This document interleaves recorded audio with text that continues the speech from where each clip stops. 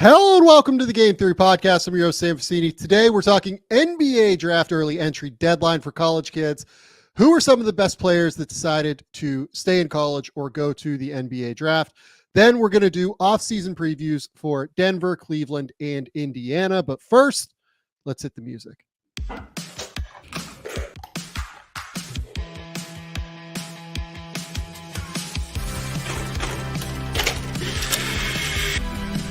They do have a timeout. Decide not to use it. Way downtown. Bang! Bang! What is this going to be? Wow! Are you kidding me? Hello and welcome to the Game Theory Podcast. I'm your host, Sam Vecenie. But if you watch the tape, what you will see completely orchestrated this game.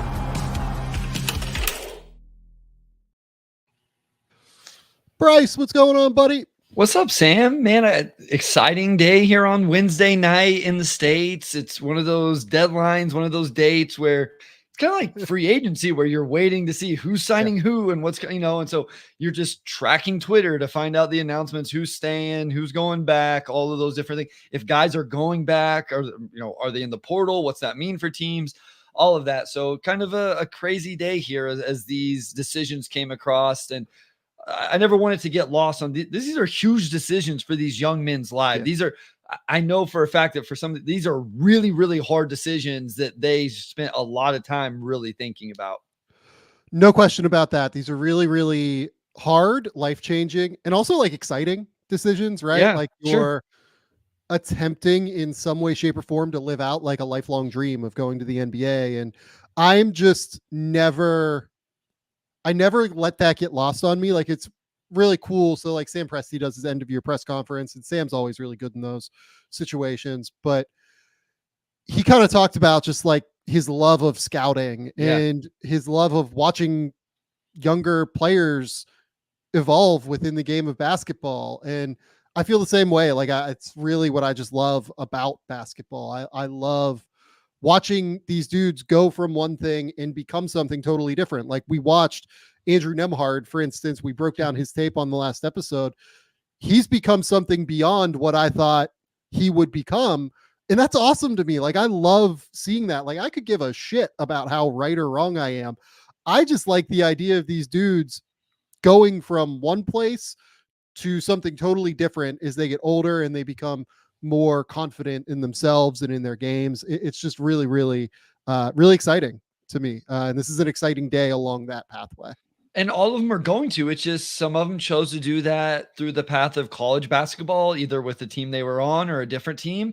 And some of them chose to go into the NBA. And this is a discussion people have all the time and I think every player is different, Sam. There's monetary decisions, there's developmental decisions, there's personal, emotional decisions. Some people value what college basketball brings maybe more than another kid. There's nothing right or wrong with that. It's just the way it is. And so all of those factors play into these decisions. But like you said, at the end of the day, we're going to see what these kids do in terms of growing as young men and growing as basketball players, wherever their path takes them. Well, and one thing that I kind of want to bring up within that regard is that you talk to teams, you talk to agents, you talk to players, right, that have gone through the pre-draft process twice, right? Not just once, but have gone through it a second time. Every single time that I hear from an agent, a player, front office person that has done an interview with a player that's gone through it a second time, with an agent that is going through the process a second time with a player that they had the previous year, with a player that is just feeling more confident in himself and knowing what that experience is like, they always are so much better the second year. It's crazy. Like, there are so few guys that don't take that next step year over year in some way, shape, or form, right? I'm not saying that, you take a big enough leap to where you go from becoming the 45th overall pick to the 19th overall pick, right? Or we'll talk about like Alex Karaban, because I think his decision was like arguably the most interesting of any players in this entire pre-draft process. But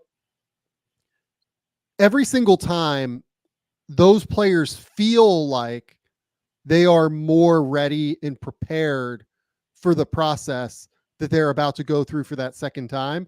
And they just come off like more polished, more mature, more sure of themselves in a real way.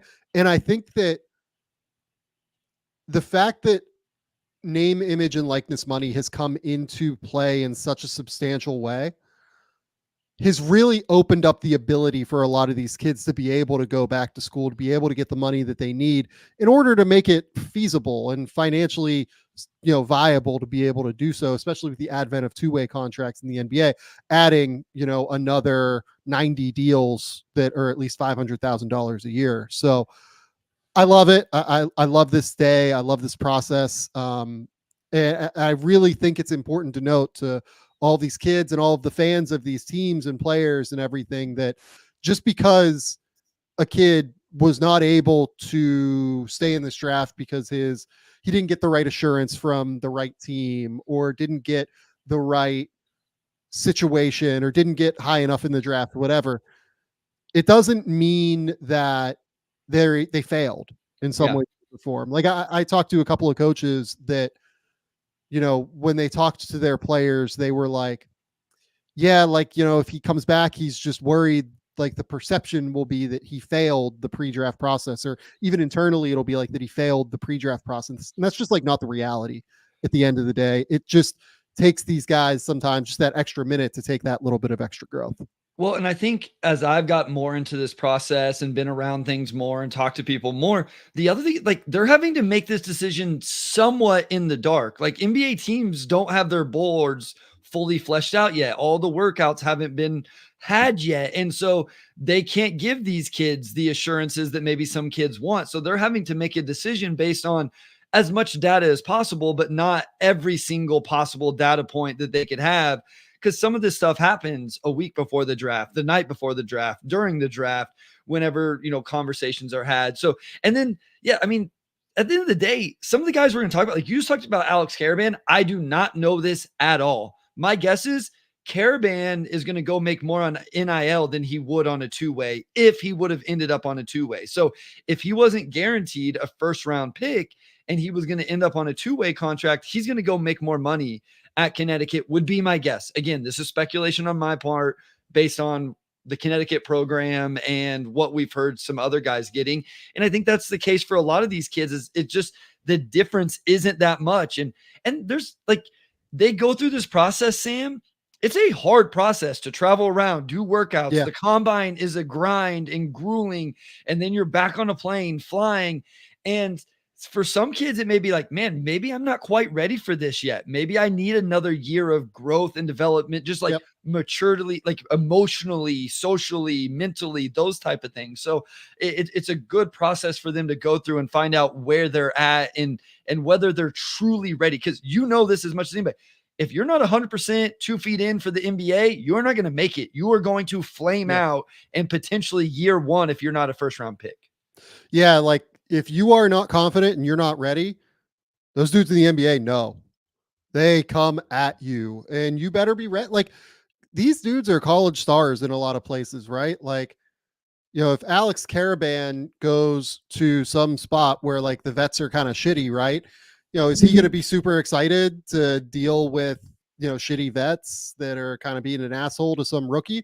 Like Alex Karaban's like this unbelievable student. Like everybody that I've talked to will talk at length about how intelligent Alex Karaban is as a person, about just being like this awesome human being. Like I don't know if he's like still a 4.0 student, but like at one point at Connecticut, I know for a fact that like he was a 4.0 student, this unbelievable human. And like, is he going to want to deal with all that shit? Like if you're not like a first round pick or whatever, you just don't know. And if you don't know where you're going to be drafted, like if you don't have that assurance, I'm always a little bit more on the side of, well, okay, now that these kids can make money, I think it's reasonable to go back to school in a lot of cases. And maybe we'll just start with Karaban, right? Because I thought that from a college basketball perspective, there was probably not a more important decision today than Alex Karaban deciding to return to Connecticut. Also from an NBA perspective, Alex Karaban was the best player on my board that decided to return to school. So let's kind of talk about that. Like, I had a first round grade on Alex Karaban.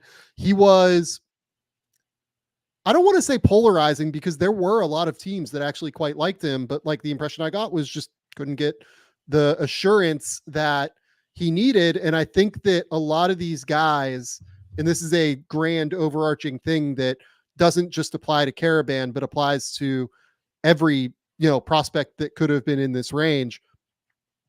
One thing that happened this year is that with the draft moving to 2 nights, with the second round being the second night and extending out to 4 minutes and everything per pick. And on top of that, with just the teams that have those picks from 31 to 40, there weren't really a lot of assurances to be given out. And I can kind of explain why, right? So you look at 31 is Toronto, right? Well, Toronto has number 19 and 31. Could you try and consolidate those picks? A lot of these teams basically can't assure a prospect that they're going to take them in the 30s because they have potential to move around the board in some substantial way, right? So, yeah, Toronto at 31. Can you really promise a prospect at 31 when you're the team that will have all the leverage on the board come draft night, that second night, where overnight you're going to have teams flooding you with offers for the guy that they want at the top of the board, right? The NFL talks about this all the time with pick 33. 100%. All the time. The end of the first round happens, and then everybody talks about pick 33 and is it going to get traded or whatever. So yeah, 100%. Toronto can't promise a kid or, whatever, however it works. They can't say, hey, assure a kid, we'll take, if you're there at 31, we'll take you. Whenever they know that they lose all their leverage then to make a move, package, trade back, whatever it is, because that's a valuable pick, potentially. And 32 is somewhat similar in that regard, just a little bit less valuable, but also it's owned by Utah, who has 3 picks, and again, could realistically consolidate 32 and 28 in some way and move a little bit higher up the board.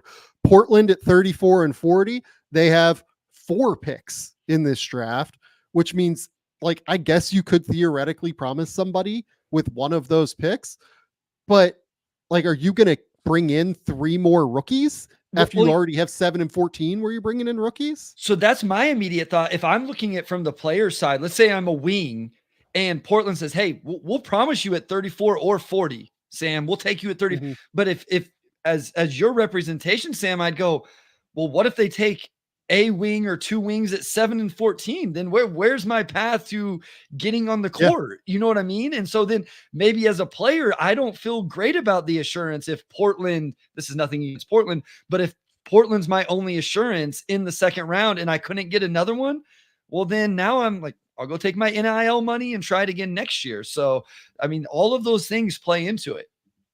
So, San Antonio, a team that I think like theoretically could do a promise, but again, another team that has 4 and 8, so they're bringing in multiple rookies. Yep. Are they really going to bring in 3 rookies again next year, with 2 of them being like lottery rookies, right? Or are they trying to contend to lift their level to make Victor, happy, because Victor looks like he's ready to contend sooner rather than later?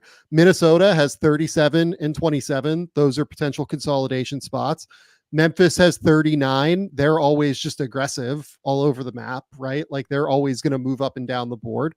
I don't know if they can promise anybody. New York at 38, 24, and 25. Like, they're not going to promise anybody, right? Because they are trying to consolidate. And like, Tibbs doesn't like rookies. So are you really going to like value that 3rd rookie slot potentially? So I say all this to say, going full parish here, but like, I say all this to say that it was hard for those players in that top, bottom end of the first round, top end of the second round range to get the promises that they wanted for the most part. I'm not saying that they didn't happen for some players. And, we'll talk about one particularly that I have some, questions about. Maybe he got one. But I am just saying that I think that it made it this year a little bit more difficult with how the draft kind of laid itself out. And that's why you saw a lot of players, in addition to the advent of NIL, moving out of this thing as opposed to deciding to stay in despite quote unquote the inherent weakness of this draft class. Yeah. And so I want to ask you about, so that's one thing I'm curious about, because I've kind of said that also when talking about different guys and staying in or next year, whatever. Do we think next year's class, do we know that the depth of this next year's class is going to be that much? Like, are you confident right now that the depth, do you think so? I'm glad you brought this up because I don't think the depth next year is going to be any better or worse in all likelihood. Exactly. This range of the draft, it's very possible it's about the same. What we know is that next year's draft, the top end guys, Cooper Flagg, Ace Bailey, VJ Edgecombe, whoever you want to say, right? Those guys are much better than the guys at the top of this draft. All those guys would go number one in this draft. But when you start to kind of trickle down the board, the odds are that you're just as an NBA team going to be evaluating and scouting and trying to find the guys that you are trying to find. I mean, just real quick, I have a 2025 board and it's very loose. Like I would never make it public or talk about it because it's like so loose right now.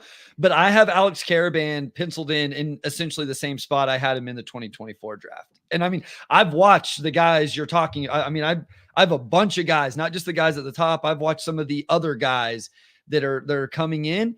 And I just think that that's still going to be his range, at least going into the season, right? And then it's how does Karaban play? How good is Connecticut? Does he show growth? Blah, blah, blah. But I see no reason why Karaban isn't right in the same late first, early second round mix again next season. Yeah, and Derv in the YouTube comments asks, what teams want second round picks this year? Honestly, like I think there are a number of teams that might try and move into like the 30s. Like if you told me that like Brooklyn wanted to move into the 30s because they need a younger player on this roster, and they feel like they can move some of their guys, like that makes absolute sense to me. If you told me that somebody like Dallas wanted to move up from 58 to like into the 30s, because this is an organization over the last like year and a half that has shown a real affinity for moving into that like late first, early second round range, drafting guys like Jaden Hardy, Olivier Maxence Prosper, you know, who else? They moved around to get Derek Lively at the top, obviously, but this, you know, Nico Harrison led front office does seem to value the draft a little bit more than the prior front office did in Dallas. So like a team like that would make perfect sense to me moving in. Denver tried to move in last year.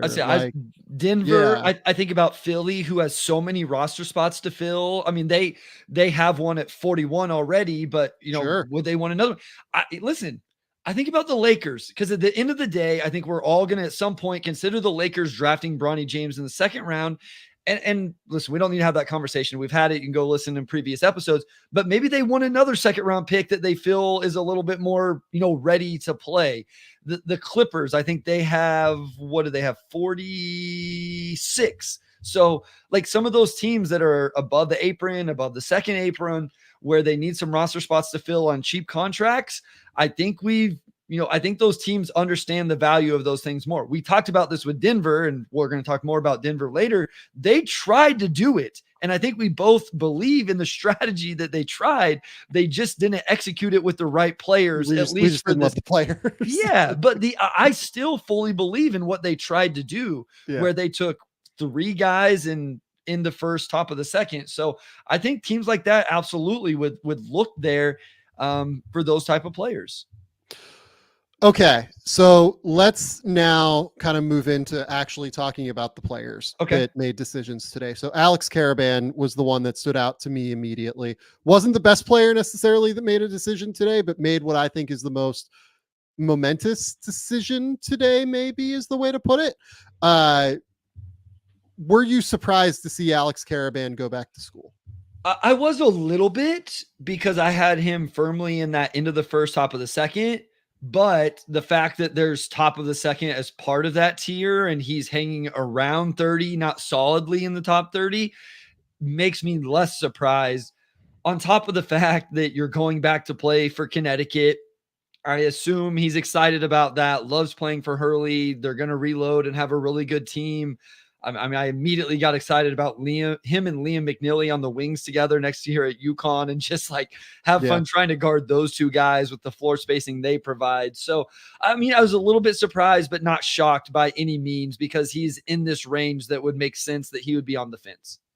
Completely agree. I was not surprised by this. Not given that I knew kind of those factors about how hard it was to get a promise at the top of the second round this year. I was not surprised that he didn't get the assurance that he seemingly required to stay in. I mean, an enormous get for Connecticut. Like, Connecticut next year has Hassan Diarra, who won Sixth Man of the Year in the Big East, and Aiden Mahaney in their backcourt, along with Salo Ball. The Connecticut staff, I'll tell you, also quite likes Ahmad Noel, the point guard they have coming in. And then on the wings, you have just like absolute snipers everywhere. You've got Alex Karaban, Jalen Stewart, Jaden Ross, and Liam McNeely. And I'll tell you guys, like, if you haven't seen like a ton of Jalen Stewart and Jaden Ross, like, those dudes are going to come in and be like starter quality next year, I think, for Connecticut. They're going to be really, really good. And then at the big positions, you have Samson Johnson and Terrace Reed, who should be able to play 20 minutes each per game and be able to make that high level, center position. That wasn't quite what Donovan Clingan was, but I can see some similarities defensively with Terrace Reed to what Adama Sanogo did for them, running like hard hedge and recover stuff. Samson Johnson can obviously block shots. I think this is unequivocally like a top 10 team next year. And anybody that is like doubting that Danny Hurley and that staff, like out of their minds to me, absolutely out of their minds. A ton of depth there is what we talk about, just rattling off those names and those four wings that you rattled off. Like, man, that talk about battles and making each other better every single day through camp and then practices and through the season. So yeah, I mean, they lose real experience, right? Like, that backcourt was unreal with Tristan Newton and Cam Spencer, but they're very talented. We obviously know they're insanely well coached, a winning pedigree, and bringing back now Karaban, who's been a part of that, I think will be huge for them. Next for me would be Johnny Furphy. Okay. You kind of asked me about Furphy on the last podcast and asked, like, what is Johnny Furphy going to do? Do you know? And I was kind of evasive. And I think ultimately I said, like, the decision hadn't been made yet. And that was true at the time.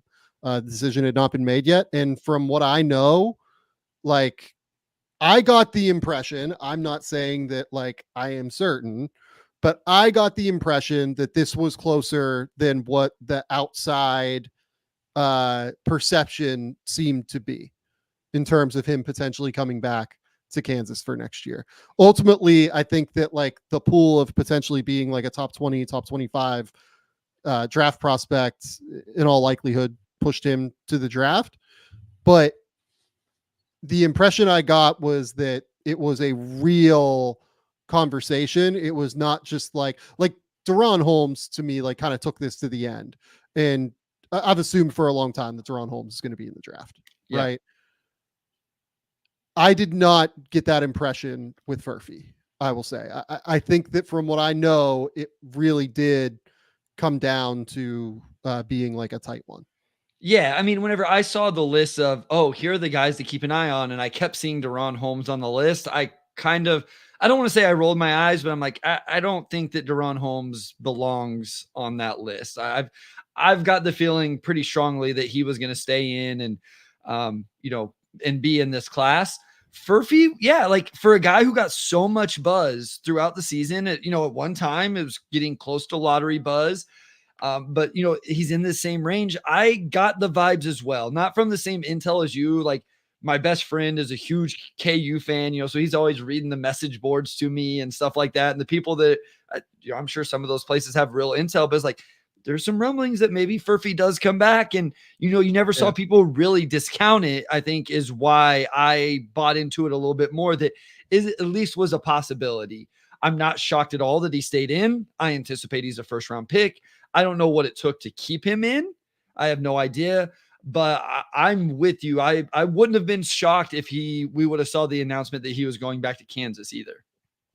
Yeah, and look, Kansas, they went out and got AJ Storr, Ryland Yeah. Griffin, right? Like they're loaded on the wings again, as it is, because it's And Kansas. already had and Riley they will Kugel at be. one time, who then decided to go somewhere else. So it was Absolutely.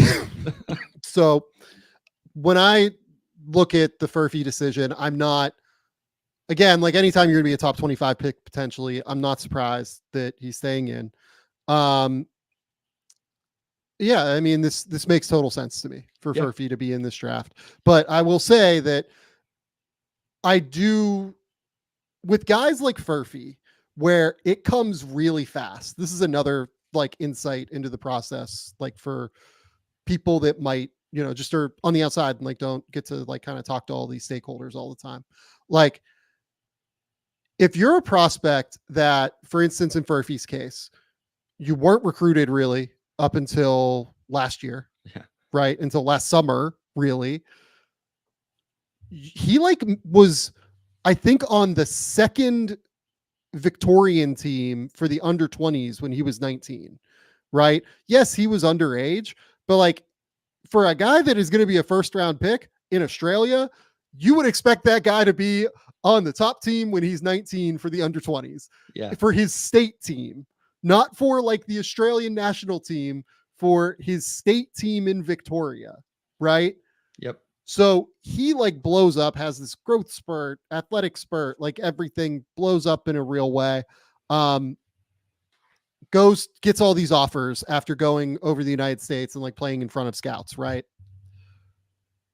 Goes to Kansas. Kansas is like a whole different world basketball wise from what this kid's like experienced and what the family has experienced, right? Then like you become this NBA prospect potentially. It's just a lot for humans and families and everybody like around the process to wrap their head around so quickly.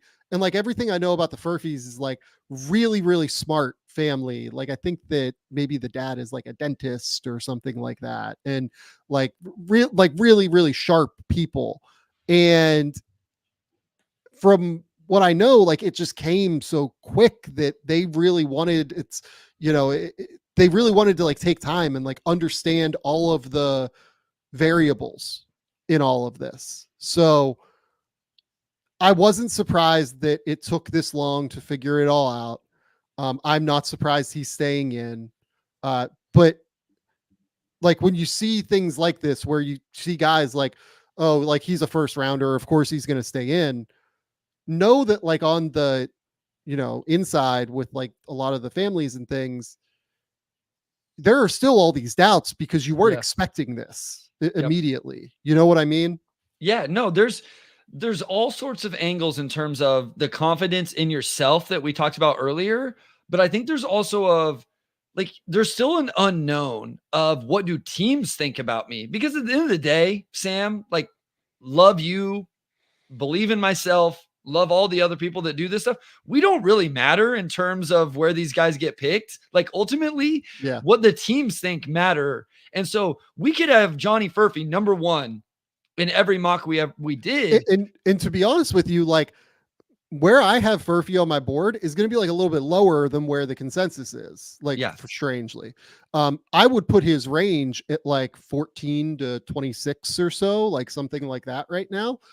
I have him a little bit lower than that on my board. I have him as a first rounder, but like I have him outside of that range. So do I actually. I've actually moved him down, but I think families want to hear it from the teams. The kids, and I think they get confidence from that as well, knowing that teams are talking about them. Again, can't imagine they're getting first round promises or whatever at this point, or assurances or whatever, but that helps you feel comfortable and better about your decision. And if you're not getting those, if you continue to hear, oh, you're one of 5 people at this spot, you're one of 3 guys at this spot, and you're one of 7 guys at this spot, and we haven't got there yet because we're the Dallas Mavericks and we're still in the, playing in the playoffs, that causes some doubt.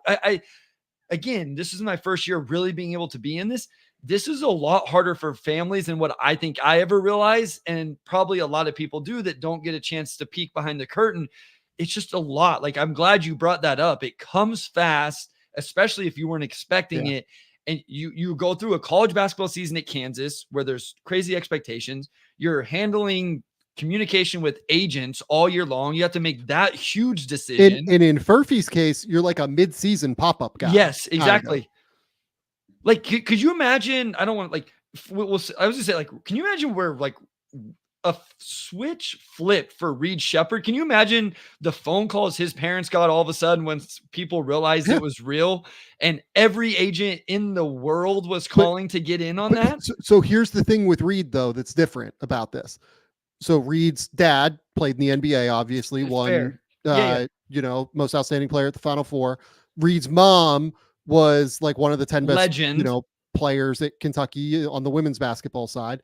They've been through this. Like they know. Now imagine if you're from the other side of the world, like from the Melbourne suburbs, and you're like a family where like one of your parents is a dentist, as opposed to like having grown up in basketball. And like the Furphys, like they're athletes in the family, right? Like they've gone through like the professional athlete process before, but never on an international like NBA level where it's totally different. So I say all this, just to like kind of close on Furphy.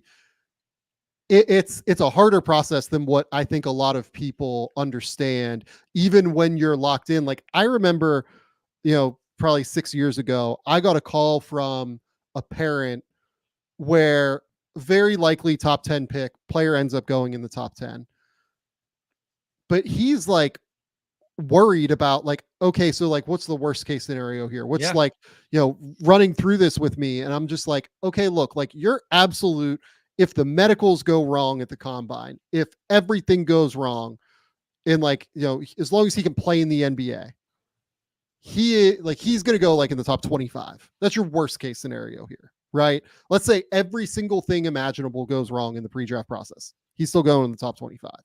And that's like every single like wrong, box gets ticked. Never like wasn't going to happen. Like the kid ended up going in the top 10, like of course, but it's just that these things end up, parents are always looking for things to, be worried about, because of course they are, because they're worried about their kids. The floor is scary though, Sam. I mean, at the end of the day, I don't think that Johnny Furphy gets out of the first round, but is it possible? Is there a floor of getting out of the first round? There is. And so unless the folks at Priority like found the floor, right? Yes, exactly. They might have. Like I don't know. I haven't talked to them at this point. I don't know if they did or not. But maybe they found what the worst case scenario was literally, and were able to give that assurance. But again, that floor, let's say the floor is 35 and but like 31 to 35 is going to pay him less, most likely, than going back to Kansas would. And that's what makes this stuff so much harder. Is option B is an insanely good option, because you get to go be the man at Kansas, compete for a national championship while making at least six figures, and then potentially raise your draft stock. So I think that's what makes it so hard. Is the other option isn't going back to school on scholarship, making no money, anything like that. It makes it really, that's why I think the floor, that I'm glad you brought that up, is so important for these kids to find out, because you have to weigh that against the NIL, the college basketball experience, all of that stuff. So it's such a fascinating process, and there's a reason it takes these kids so long to make the ultimate decision. Okay. The next two guys that I think are like the most important to talk about, and then we'll probably like buzz through a little bit. Sure. Yeah. Hunter Salas. Yeah. At Wake Forest decides to return to Wake Forest. Yep. I figured, so I've written, like, for instance, like a lot of these guys, like I have a practical draft board that I use to, based off the intel I have, to like prioritize how I'm going to write the draft guide. Sure. Basically. Yeah. Makes sense. Cam Christie, like I haven't written the draft guide profile on Cam Christie yet. Like that one completely surprised me. Hunter Salas, though, like I had written the draft guide profile because I'd gotten like, he had like a couple of positive workouts from what I know with teams, and decided not to play at the combine, obviously. I figured he would be in the draft after the season he had. He was terrific at Wake Forest this year, but ultimately he decides to go back. What range did you have Salas in? Yeah, so I was just looking this up. I mean, I know I had him in my into first round, top of the second round tier, which went to into the 30s just a little bit. I've already adjusted my board and removed guys as we were going through it, but I think I had him right around 30. I will say this, over on the Substack, I've put out 35-ish of my scouts, and Salas was one of them. And I had tried to avoid guys I wasn't sure.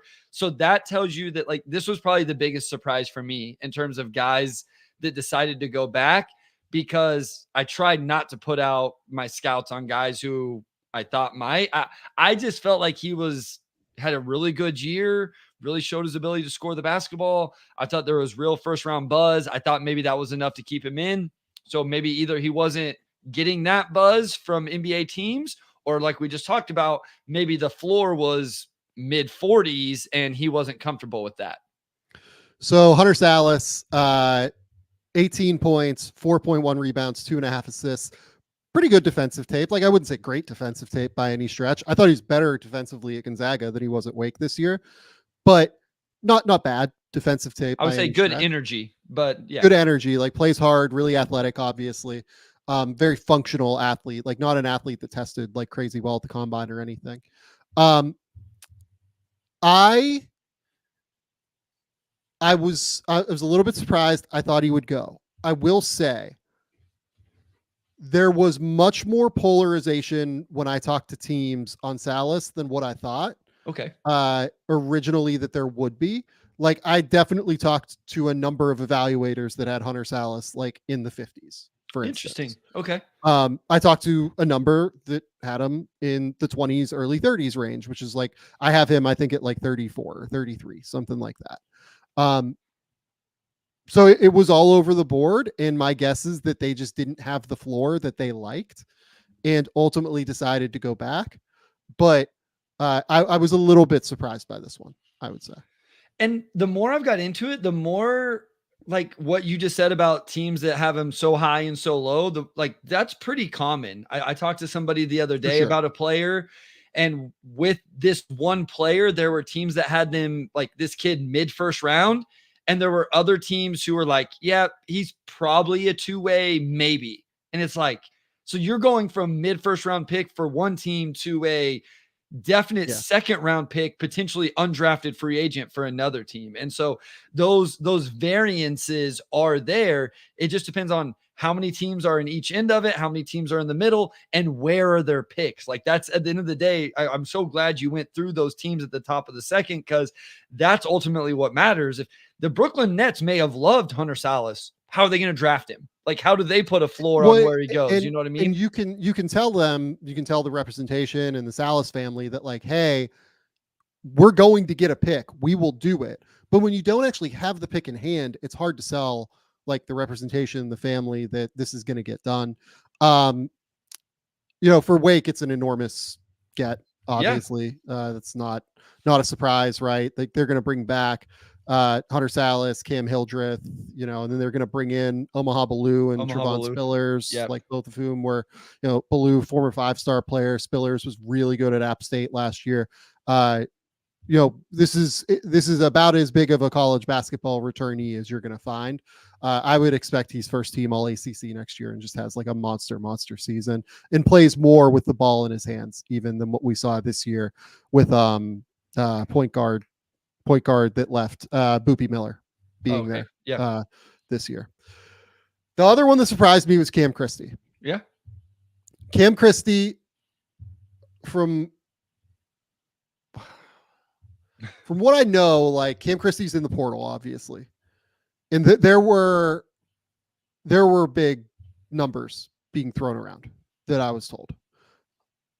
For him to pass that up, this is the one where I wonder if there is some sort of assurance on where this is going to end for him. Yeah, I think you're higher on Christie than me. I have him a little bit more in like my solid second round range than I do getting to the first. So I guess my curiosity here is, do you think there's a first round assurance, or do you think there's an assurance in terms of a second round rostered spot, a second round, So do you know what the cool thing is here? We've gone through this process before with a Christie, and it's clear that there wasn't a promise last time with Max. Yeah. Right. Max, ended up going like in the late 30s or so, right? Like something like that. Yeah. And, got a 2-year contract and is well positioned. Like if I was a team this summer, they got very 35, lucky with 35. Yeah, 35. Like if I was a team this summer, I would be excited to give Max Christie, $6 million a year. Yeah, we've talked about this. Yeah. Try and get him from the Lakers. But will that happen? I don't know. Right. Like we'll see what that looks like. But in Cam's case, very different players. Max was like a 3-and-D guy. Cam is like more of a tried and true 2 guard. Cam, I don't mean this as a negative toward Max. I mean it more as a positive toward Cam. Cam is like super competitive, man. Like you can see it on the court. He has like an incredible, like competitive, like winners, like spirit. Like he wants to like go and like rip your heart out every time that I watch him, it feels like. And this year he was just skinny early on, right? Like especially early in the season as he was adjusting to the speed of the game. It took him a minute, right? I think there's some real ceiling with him. I have to do the draft guide still. I'll do that like tomorrow or the next day, and I'll figure out where exactly I have him. My immediate spot is like early 30s, but like there is a chance he is better and higher up the board than that, I think. Yeah, I mean, the first line of my scout on him is he's a true off-ball shooting guard. So like you talking about like being a true 2 is exactly how I felt about him as well. He can really shoot it. I wanted to see a little bit more with his off-ball relocation, stuff like that, but the form overall looks good, looks pure, all of that. Did some stuff like shot making off the bounce, Sam, that I think was real impressive. I'm interested to see what you think about how he plays with the ball in his hands, because at times I didn't love it. And then he also had some interesting like ball screen possessions where he would jail a defender and show a little nuance with that. Defensively, I thought the off-ball defense was really good, communicating, pointing, all of that. Yep. I think on ball, I was real nervous. Like right here in my notes, he struggled against Marcus Damask of Illinois. He's going to struggle against bigger, stronger guys early in his career, which is true of a lot of rookies. So I don't think that's something I can totally hold against. I will say, I think he's more of a project than most rookies because of the frame. Yeah. Like it's going to take a minute for him to really figure it out. It's going to take a minute for him to like really, truly become like an NBA level, have an NBA level intersection of explosiveness and strength. Yeah. Right. Sure. He just doesn't quite have that yet. That's why like the finishing numbers are what they are. But he can really shoot it. Yep. He's a great competitor. He's a great team defender. Like you said, I think that he thinks the game at a high level. It would not stun me if a team told him like, we will take you in the first round. Sure. By any stretch. Yep. Okay. Let's kind of zoom through some. So the other big one from a college basketball perspective is Alabama. Alabama gets Mark Sears and Jaren Stevenson back. Yep. I would say Alabama should probably be the number 1 team in the country going into next season now, given the talent on their roster. Yeah, those are 2 big like Sears was incredible, really good player. And then Stevenson is a guy like I still want to see it. I know a lot of people are super high on just the talent. I know he's a younger kid, but I especially with him, I was glad he went back because I want, for me anyway, I want another year of evaluation of what he can do. But I mean, he's going to be able to do it on a really talented Alabama team. So yeah, that Bama program was a big winner there in about a 60-minute time frame, 45-minute, whatever it was, whenever it came out that both of those guys were going to return. I really didn't have Stevenson considered in this class, if I'm being completely honest. And Sears was not in my top 60 at the time. I am fascinated. The thing I'm most fascinated about, we know Mark Sears is great. Like Mark Sears is going to be an All-American next year. Absolutely. Will be fantastic. I'm fascinated to see how the fit is between him and Aiden Holloway. Sure. Yeah. Like, is that something that they continue to go down the road of? Do they play Darian Reed and like Nos Cunningham like across the wings? Like, does Nos Cunningham play really? Like, that's a real question. But Darian Reed's like good enough to play. The fill-on point guard that they got is like very athletic and can like be like their backup, like third guard. I believe they have Reitzel back for another year too. Is like a guy who like really knocked down shots at a super high level for them, transferred in from Fullerton, if I remember correctly. Their backcourt's fascinating. And then the front court, you have Grant Nelson and Cliff Omoruyi back, like, or coming in Cliff's case. Though that's your 4 or 5. Yep. Jaren Stevenson, I guess, like, it wouldn't stun me if Jaren like wanted time at the 3 and maybe they sold him on playing some time at the 3 next year. Sure. But they also have Aiden Sherrill coming in, like real, like superb big that will be able to take some minutes away from Cliff. You know, if they're not playing small ball 5 with Grant Nelson. They also have like Houston Millett and Chris Youngblood coming in. Youngblood was like really terrific at USF. Like, I am truly fascinated to see what all of this looks like, because you just have so many dudes. Like Chris Youngblood won the freaking like American Conference Player of the Year last year. And I like he'll play, but like Mark Sears is going to play 35 minutes a game. Reitzel was there last year. Youngblood is like I guess probably going to have to play because he's really good. You have Reed on the wing, like you have Jaren Stevenson, like somewhere in there. I just like I'm fascinated to see if some of these guys that portaled ahead of time and like committed but maybe didn't sign like paperwork, like to like 1 or 2 of these guys like go, because I mean seriously, they have like 4 guards that are legitimately awesome. They have Houston Millett who can like really shoot the basketball. They have 3 or 4 like incredible freshmen coming in, depending on your opinion of Nos Cunningham. And then they have like 4 bigs that like profiles potential NBA players in Nelson or Omoruyi, Stevenson, and Sherrill. Like, I just like don't even know what this looks like. This is crazy.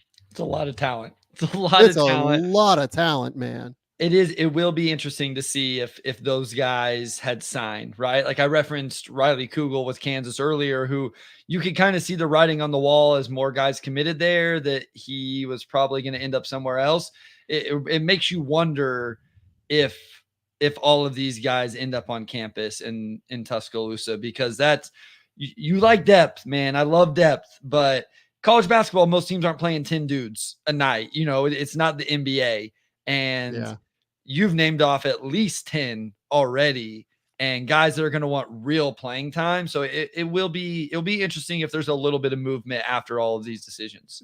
They have at least 10 high major starters on this team right now.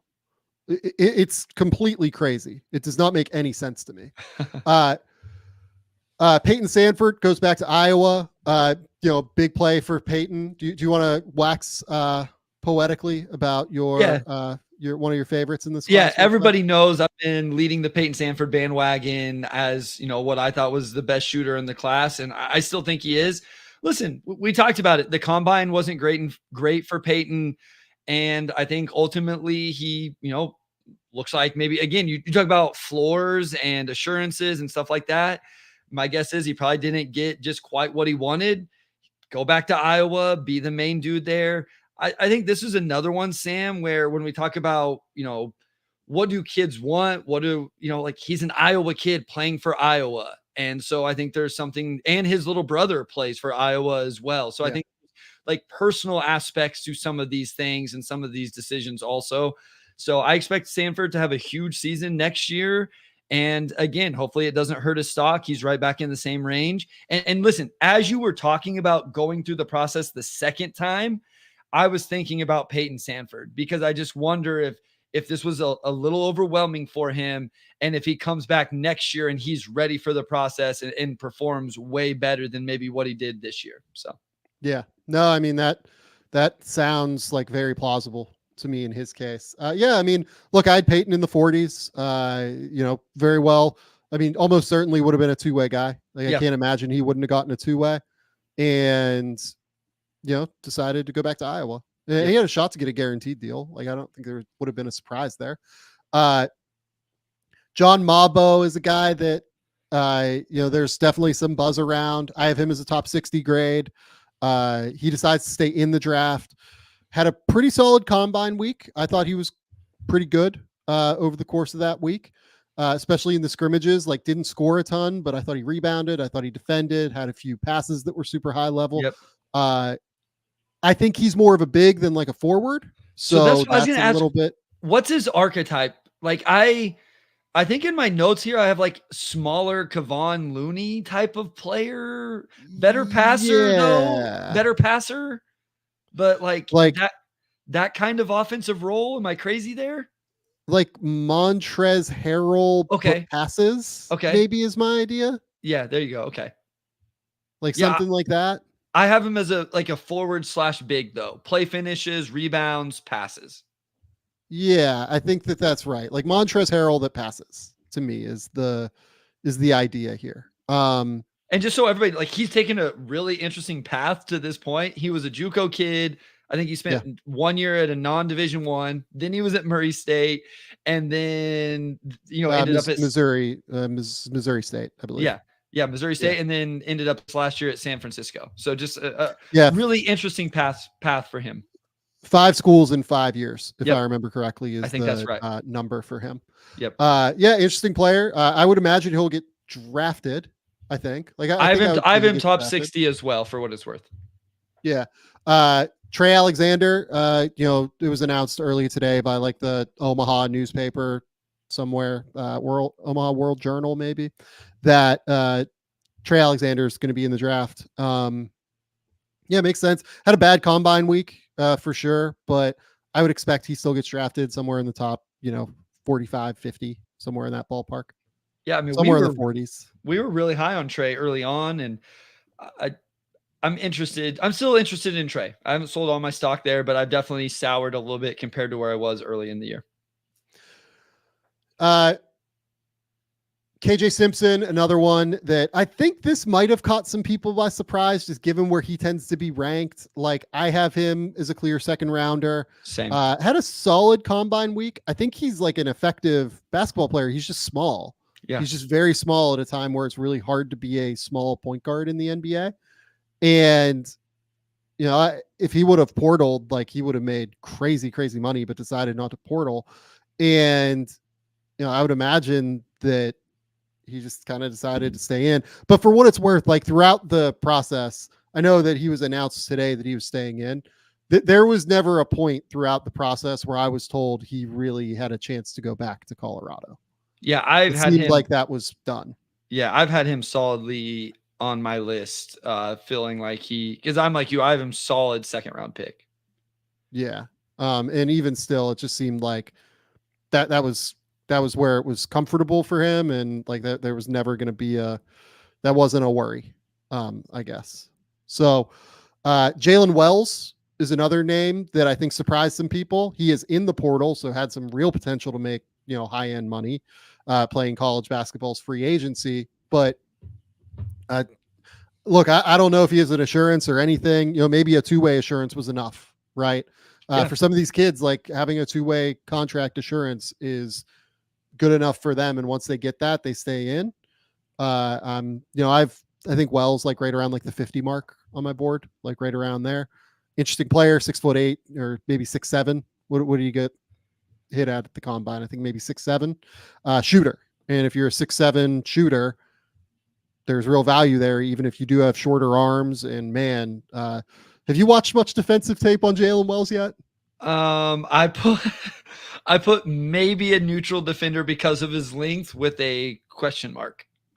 But does not have length because it was a equal wingspan. Unfortunately. So now there's multiple question marks next to that one. Because I think at that time I was just giving him like 6'7", 6'8", and all of that, and then then we get the numbers, and I think he'll get in the stance, but I don't know. 6'6.5" without shoes. Jalen Wells got lost off ball a couple times. I thought he gave some energy on the defensive boards, but yeah, I mean, with him, it comes down to he has to be an elite floor spacer, knocking down shots.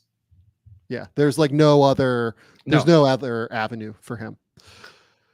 Xavier Lee, Janelle Davis, Caleb Love, anything stick out there of those three? Not surprised with any of those. Xavier Lee is probably the name that interests me the most. Kind of, just Princeton kid, Ivy League, has some real stuff to his game. I will definitely be interested to track him next year. I mean, all of these guys obviously are on the 2025 sheet or whatever, but Xavier Lee is a kid that I'm very interested to track. Yep. Yeah, Xavier Lee's another like super creative kid, like you said. I really like the way that he plays with ball in hand. Just needs to get so much stronger. And he's got to shoot it a little better too. Like the jumper has to totally come along even more. And then Janelle, he's going to Arkansas, will be the best player on the Arkansas team next year in all likelihood. Let's see here. Coleman Hawkins, Matthew Morrell, Michael Ajayi. Let's go there. That trio. I thought Coleman Hawkins might stay in, just like the archetype of what he is. But so he was probably the one of those guys that stood out to me the most because he did shoot it well this year. He was 37% on over 4.5 attempts, almost 80% from the free throw line. So I assume, I don't know if teams want him to see it prove it for another year or what exactly happened there. I know the tweets initially, because he's in the portal, right? Like the tweets initially were like, that's going to be a big play. So, yeah, I think that like teams just want to see like a little bit more maturity, maybe is like the way to put it, like in terms of like on court and, did some things that like I enjoy off the court. Didn't he give like the Maryland team like the finger like on their plane and all that stuff? Like there was like some fun things, and like if the combine like said, I'm not going to the Big East, I won't go to another Big Ten school, like I want to go to like a football school where I can go to football games and stuff, and it's just like, well, that's not what teams want. Like I enjoy the Coleman Hawkins experience. I want to be very clear about that. I don't know that what I enjoy personally for my amusement and clearly for Coleman's amusement, because I think he has a blast like doing all of this. I don't know if it's what teams want for their non-amusement, maybe is the way to put it. Hey, real quick, while we bring up Illinois, do we want to sidebar on the kid you text me about today? Because I watched the film. Sure. Okay. Kasparis Jakashonis. I saw him at Hoop Summit and have watched a decent amount of him, the ANGT. I'm curious to hear your take on Kasparis. I was like immediately intrigued. Like, so awesome player, isn't he? Awesome player. Sam, you turn on the film. First off, it's his birthday, so happy birthday. But he just turned 18 years old, and this kid is jacked. He's like 6'4", and he is jacked. Yeah. And then sometimes those guys are kind of boxy and no. He is jacked and he is smooth. He's taking step back threes and all sorts of threes. And then I turned on the assist to turnover stuff off Synergy, and he's throwing some fun passes, and he plays with the kid, the supposed 12-year-old or whatever. That's the film I was watching. What's the kid's name? Muhammad. Yeah. Right.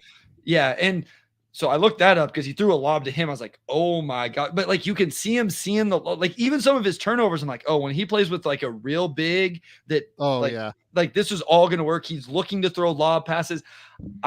I'm in love. Like Sam, I didn't even watch the defense. So maybe he sucks defensively, but I loved what this kid could do. I also am a big Yakashonis fan. I think he's awesome. He's awesome, so good, man. Like the creativity, the shooting. Like he has this weird shooting form a little bit too, where he kind of cups the ball at the end, but he can clearly shoot it. Like that ball like goes right through the net and like absolutely like burns the nets.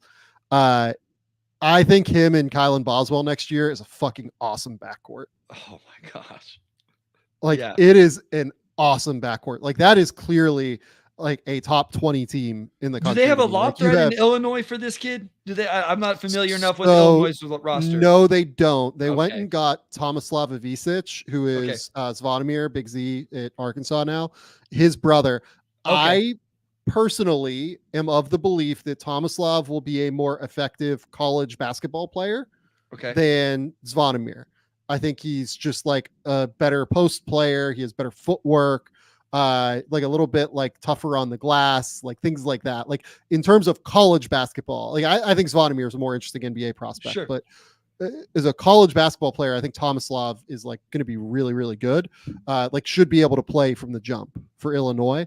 And then they got Kerry Booth, who is Okay, there we go. Calvin's son. You know, can really, really has like a good perimeter game, interesting player.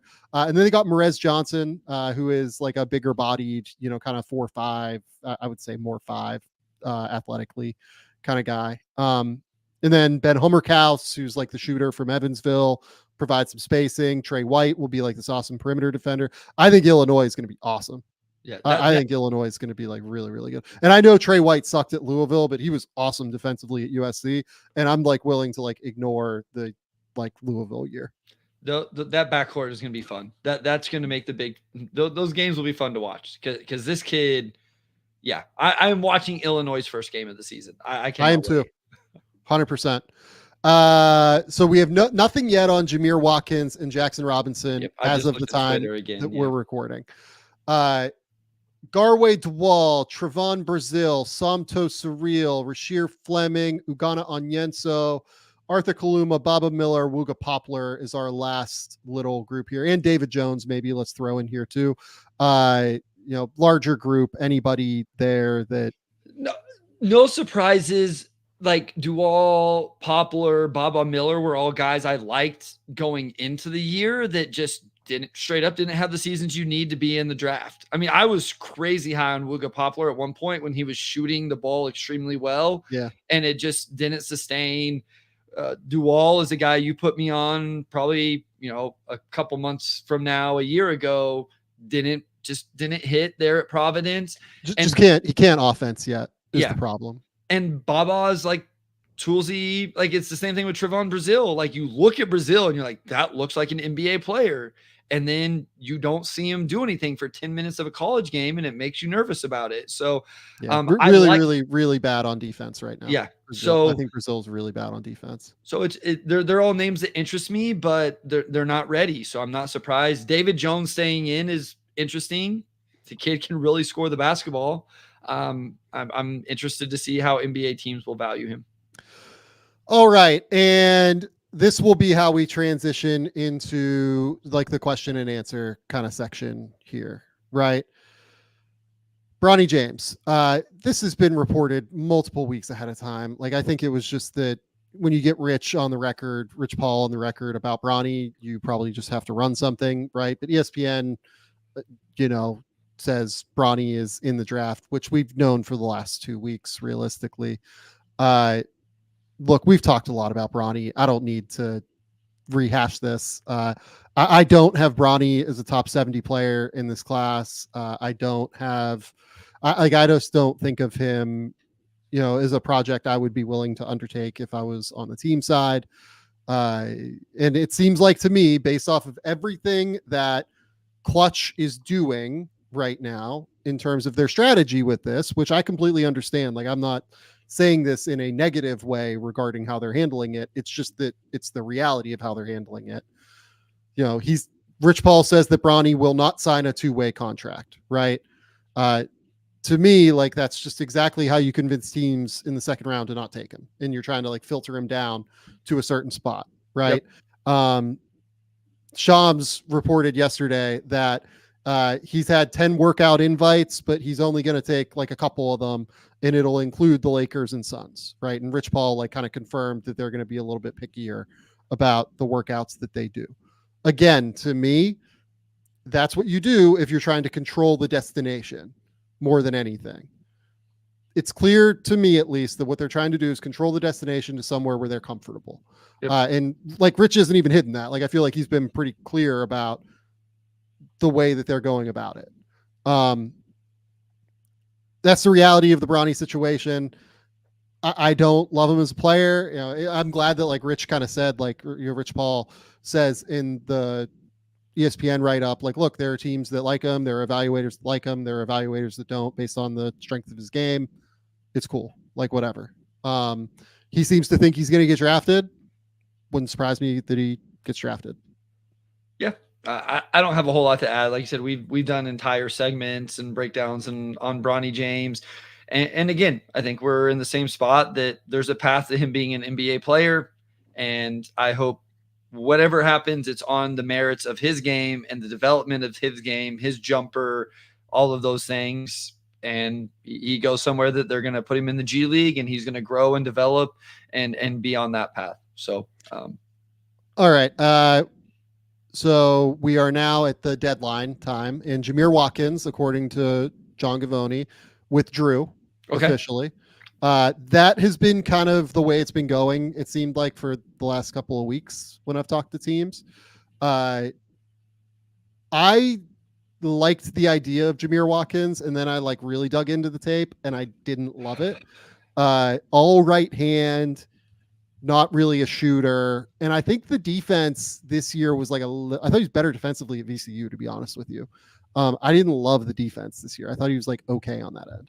Yeah, I agree. He's one, when I first turned on the film, I really, really liked it. And then the more I would watch and go back and watch other guys, he slowly moved down my board. I had him just outside my top 60. So this was not a surprising decision based off how I would have had him evaluated. Yep. Not a surprise. And now we see where he goes because he's in the portal as well. Right. The other thing I would just note, like, yeah, like you don't have to publicly announce. You don't have to, like Michael Scott, I declare bankruptcy. I declare I'm out of the draft by 12 o'clock, right? Like that's not the way that this like works. My understanding is their school, the program has to put in the paperwork. Is that who it comes from? I think. I don't remember, honestly. Like, but yeah, like there's no, you know, it doesn't become official whenever it shows up on Twitter. There's somebody submits paperwork, whether it's the school or the agency or, you know, whoever's repping them, that's where it becomes official. And there's no rule that then you have to let Shams or Rothstein or Woj or whoever know that you're going back or staying in or whatever. So. Yep, that's right. Okay. What questions do we have here while we wait for the Jackson Robinson news? Okay. We have got kind of just going up from the top here. Who is the guy that benefits most from these late first, early second round guys returning? So what player currently in the draft do you believe benefits most from those guys being out of the draft? I mean, my immediate thought is Baylor Shireman. And because we talked about him, Karaban and Sanford a lot. I even think, you know, guys like Keyshawn George, Justin Edwards, maybe those guys, those would be the ones for me that I think in that area. I'm trying to think of a direct one for Hunter Salas. So I was going to take that one. Okay, so, perfect. To me, AJ Mitchell, I think, is helped by this. The impression I know AJ Mitchell hasn't announced anything today. The impression I've gotten is AJ Mitchell is in the draft. Just kind of point blank. I'm not like, I haven't talked to them officially. Like, don't act like I'm reporting this or anything, but the impression I've gotten is that he's going to be staying in. AJ Mitchell, you know, is a guy that had a really good combine week. Really high level score. I think that there are teams interested late first, kind of early second, and it's Todd Ramazar is the agent and had Andrew Nemhard a couple of years ago. And I think that given the similarities in their game, I would imagine that like the sales point will be like very Andrew Nemhardy in terms of deceleration, scoring, floater game, finishing around the basket, better passer than what you think kind of thing. Nemhard could really pass, but like, I think that'll be the pitch for AJ Mitchell. No, I like that. That's the name that probably makes sense. Just as I went through my board, that's the first one as I get there that kind of is that benefits from Salas dropping out. So yeah, I like that. From Victor Aquawo, do we know if Justin Edwards is going back? look, again, I haven't talked to anybody in that camp, but like, I cannot imagine that he's going back to Kentucky with like a new coach there. You know what I Yeah. mean? And they've brought in all this new talent. It would be very bizarre to me if he went back, and I haven't heard anything about him considering going back at this point. So it would be a stunner if he ended up going back to school at this point. From Basim Beatty, we kind of talked about John Mabo in terms of like draft range kind of thing. I would say like 30s on through the end of the draft, right? Like I think he will be picked, but I would say his range starts in the 30s probably, right? That's where I'm at. I have him very much draftable, but very much in the second round. Tanya Evans, where is Johnny Furphy going to go in the draft? I think I kind of said 14 to 26 was kind of my landing area. What is a good landing spot for him? I would love to see him go to an organization that will be patient with him. Like I would love Miami for him, just in terms of they will be patient. I know that. Orlando, I think would be quite patient with him. That was the team that caught my eye immediately as I looked through it. Yeah. Yeah, like Washington, just they're so far away right now that I think they would be patient with him. So those teams like kind of stand out to me, kind of across the board. Let's see here. With more information about Bronny becoming public, where do you think he'll be selected versus actual value? I think he'll be higher. He'll be selected somewhere, and it will be higher than what I think his value is. Yeah, I mean, just as a player, I have him outside my top 60. So, and I think I think he'll get drafted. So I guess I have the same answer there. I think he will get drafted, and I think that it will be somewhere probably somewhere in the second round. I think he'll go. I don't know where, but maybe the Lakers move up into the 30s to take him. Maybe somebody else tries to jump them. Maybe Philly at 41 is just like, let's go for this. It's just a second round pick. Maybe something like that. Is Bobby Klintman staying in this draft? Did he help his draft stock in the NBA? Would another year in the NBL likely change anything for him? So Bobby Klintman has until the June 16th deadline. This is only the first part of the draft deadline. Remember, guys like Ethan Almanza, Malik Lewis, in theory, Bobby Klintman. I have not heard anything about Bobby Klintman removing himself from this draft. That would be like a total stunner to me. That would blow my mind if he was not in this draft. Did he help his stock in the NBL? Probably a little bit, I think. It depends what you believe about last year's draft. Yeah, I think he would have been taken like in the top 45, I think is my answer. I think he will probably be taken in the top 35 this year. So something along those lines, maybe. Do you think it's a reach if the Jazz draft Tidjane Saloon at number 10? I don't personally. He will be like right in that tier for me. Sorry, I'm sorry. What was it? If Jazz Tidjane? Nope, that's where I have him. I have him right in that tier, is what I'll say. Yes. From Michael Zordan, do you think Jamal Shead is a second round option for the Indiana Pacers? You asked the wrong guy. That's take him in the first round, Michael. Take him in the first round. Sure. Indiana. Like honestly, like it does make sense to go get like a crazy point of attack defender, but I guess and we're gonna talk about Indiana here momentarily, but like what are you gonna do with TJ McConnell? Would be my question. That was my immediate thought also. Yeah, because TJ has the $9 million deal and he's extension eligible. Do you just try and lock in TJ? If you do, then like doesn't make sense to me. But if you don't want to pay TJ, then makes total sense to me, right? Yeah, no, that's my immediate thought was you're not playing him and McConnell together. So if it's a McConnell replacement, I get it. And of course, I know Indiana does not have a first round pick. So that was me joking. Okay, let's see here. Emmanuel Miller, chance to get drafted. Yes, definitely like in the 50s, like could be picked if the a team is looking to use a 2-way contract and there's like an agreed upon, kind of situation that makes sense for everybody. That wouldn't surprise me at all, I don't think. Let's see here. How much urgency do you see the teams that want to contend next season? So the Rockets, Grizzlies, and Kings, trading out of their pick for an impact player. I certainly think all of those teams will explore options on their table. I think we've talked about the Rockets and Grizzlies particularly doing that. The Kings doing so wouldn't surprise me at all. Yeah, I mean, the Rockets are fascinating with where they're at, and I feel like we've got a lot of indications that they want to continue to make the next step. They want to continue to move forward and not just wait for this thing to grow.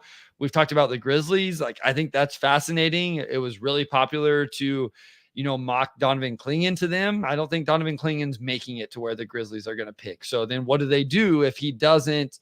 So I think that those first two teams especially make a lot of sense for that type of conversation. Who is the best bet to be a 20-point per game scorer in the NBA in this draft class? Best bet.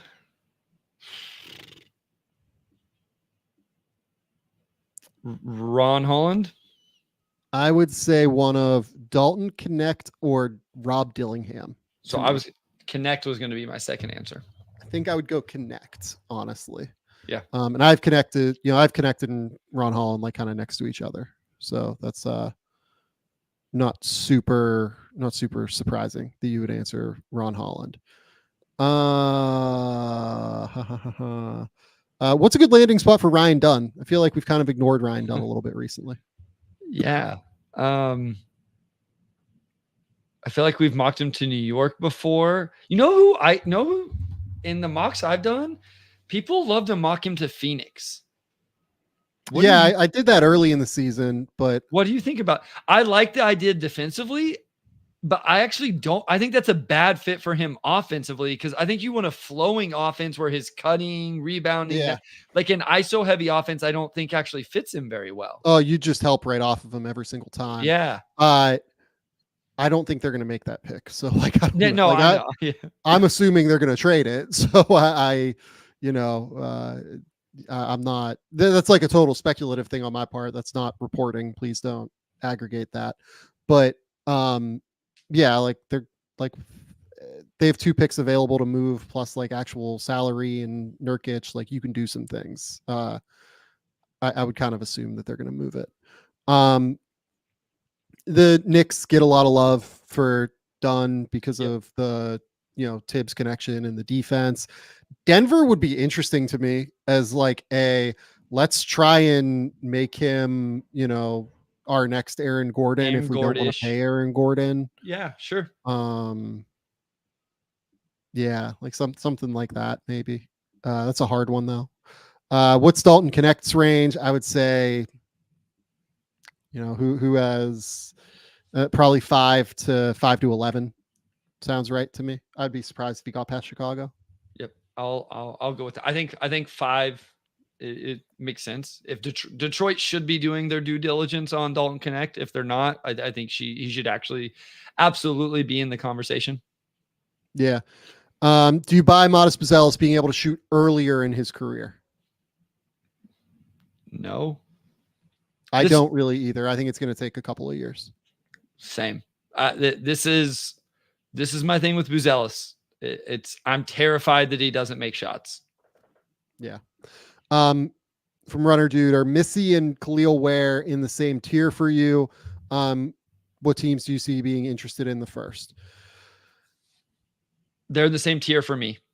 They are separated by multiple spots, but they're in the same tier. Yeah, I have them in the same tier as well, I think, but they're separated by I have a big tier of prospects in this group. Yeah, that's what I would say. That I like Missy more than I like Khalil Ware. I have them. I have 10 spot different between the two. Completely get if you want to buy into the athleticism and length for Khalil Ware, and he was productive this year. I just really don't like the lack of defensive communication. And, he can keep talking about like the effort level and how he thinks it got better this year. And it absolutely got better this year. I don't want to deny that, but man, it's just not good enough for me if I'm relying on a big that's going to be my defensive anchor. You know what I mean? Yep, I get it. Yeah. Thoughts on Donovan Clingan going number 2? I'm sure that when we do like a Wizards draft preview, we'll talk about this, but sure. Yeah. Like, yes. If Alex Sarr is off the board, like I don't have a problem with it if they want to just like shore up the defensive side. I think I think he very much should be in the conversation. To me, I like the Wizards taking an on-ball guy or a big because I like their wing forward room. And so, if it's not Topic, if you're not that high on him, if you don't want to add another wing to that group, then Clingan makes a ton of sense to me. So I think absolutely he's in that conversation for me. De Silva at 13 to Sacramento from GL Lobo. Sure. I think I think he's on their board. Like, I think that they're curious and we'll probably have him in for a workout and, kind of assess things. Yeah. He's in a tier that goes all the way up to at least 13 for me. So that wouldn't be a stretch. Not a stretch for me. What do you think of Dylan Jones and Vontarius Woolbright, super productive mid-major guys with, box scores that are not from Bobby Douglas? Yeah, I mean, Dylan Jones is a guy I've talked about going back a long time. I think he can really score the basketball. He can really pass the basketball. The question with Dylan Jones is, can he really shoot the basketball? What's his role? Because if you watch Weber State, he plays on the ball a lot, and that's not going to be his role in the NBA. So what does he turn into? How good is the defense when he's not having all that offensive usage? And he was a big time defensive rebounder too. So I should highlight that as well. Crazy length, even for how tall he is. So yeah, I'm interested in Dylan Jones. I think for Dylan Jones, it comes down, does he make shots or not? Can he make corner threes? If Dylan Jones makes corner threes, he's real interesting. And also for him, if he's going to play on the ball in some way, shape, or form, I don't think he can separate at the NBA level. So I don't really see that to me. I'm lower on Dylan Jones than you are, certainly. I have him like somewhere in the 60s. I think still in the 60s, even in spite of all these guys removing themselves, like basically like right around like 60 right now. Sure. So yeah, we'll see where it goes. Okay. Last question here. Let's see, because we have some off-season previews we have to get into. Who is the best rebounding wing in the draft? I've not thought about this question, and it's interesting to me. Best rebounding wing. Okay, well, I'm going to have to look through my list. It's an interesting question. I think it's an awesome question. I mean, like Ron Holland didn't go nuts on the boards this year, but like I think Ron will probably be a pretty good rebounder. He should. Reese Shay's had like big ones recently. Do we call like Devin Carter a wing? Okay, like, he'll be like Devin Carter's an incredible rebounder. Devin Carter's the answer if that's what they're looking for. I don't know that that's what they're looking for, but yeah. Yeah. Are we just, by the way, so the last two names we're waiting on here, Harrison Ingram and Jackson Robinson, or do we just like think Harrison Ingram is like in? Like, I don't know. I'm asking that question. That's what I'm assuming at this point. Yeah. Like I'm again, like truly that's a question. That's not a, and speaking of rebounding, he averaged almost 9 a game and close to over 2.5 offensive rebounds. So I guess he should have a say in this conversation as we talk about it. Devin Carter, I think I'm going to say Devin Carter, even though he's more of a guard. I think it hits the substance of the question, right? Yeah. All right. So while we wait for these things, let's move into off-season previews. The Cleveland Cavaliers, Bryce, the Cleveland Cavaliers have an interesting offseason ahead of them.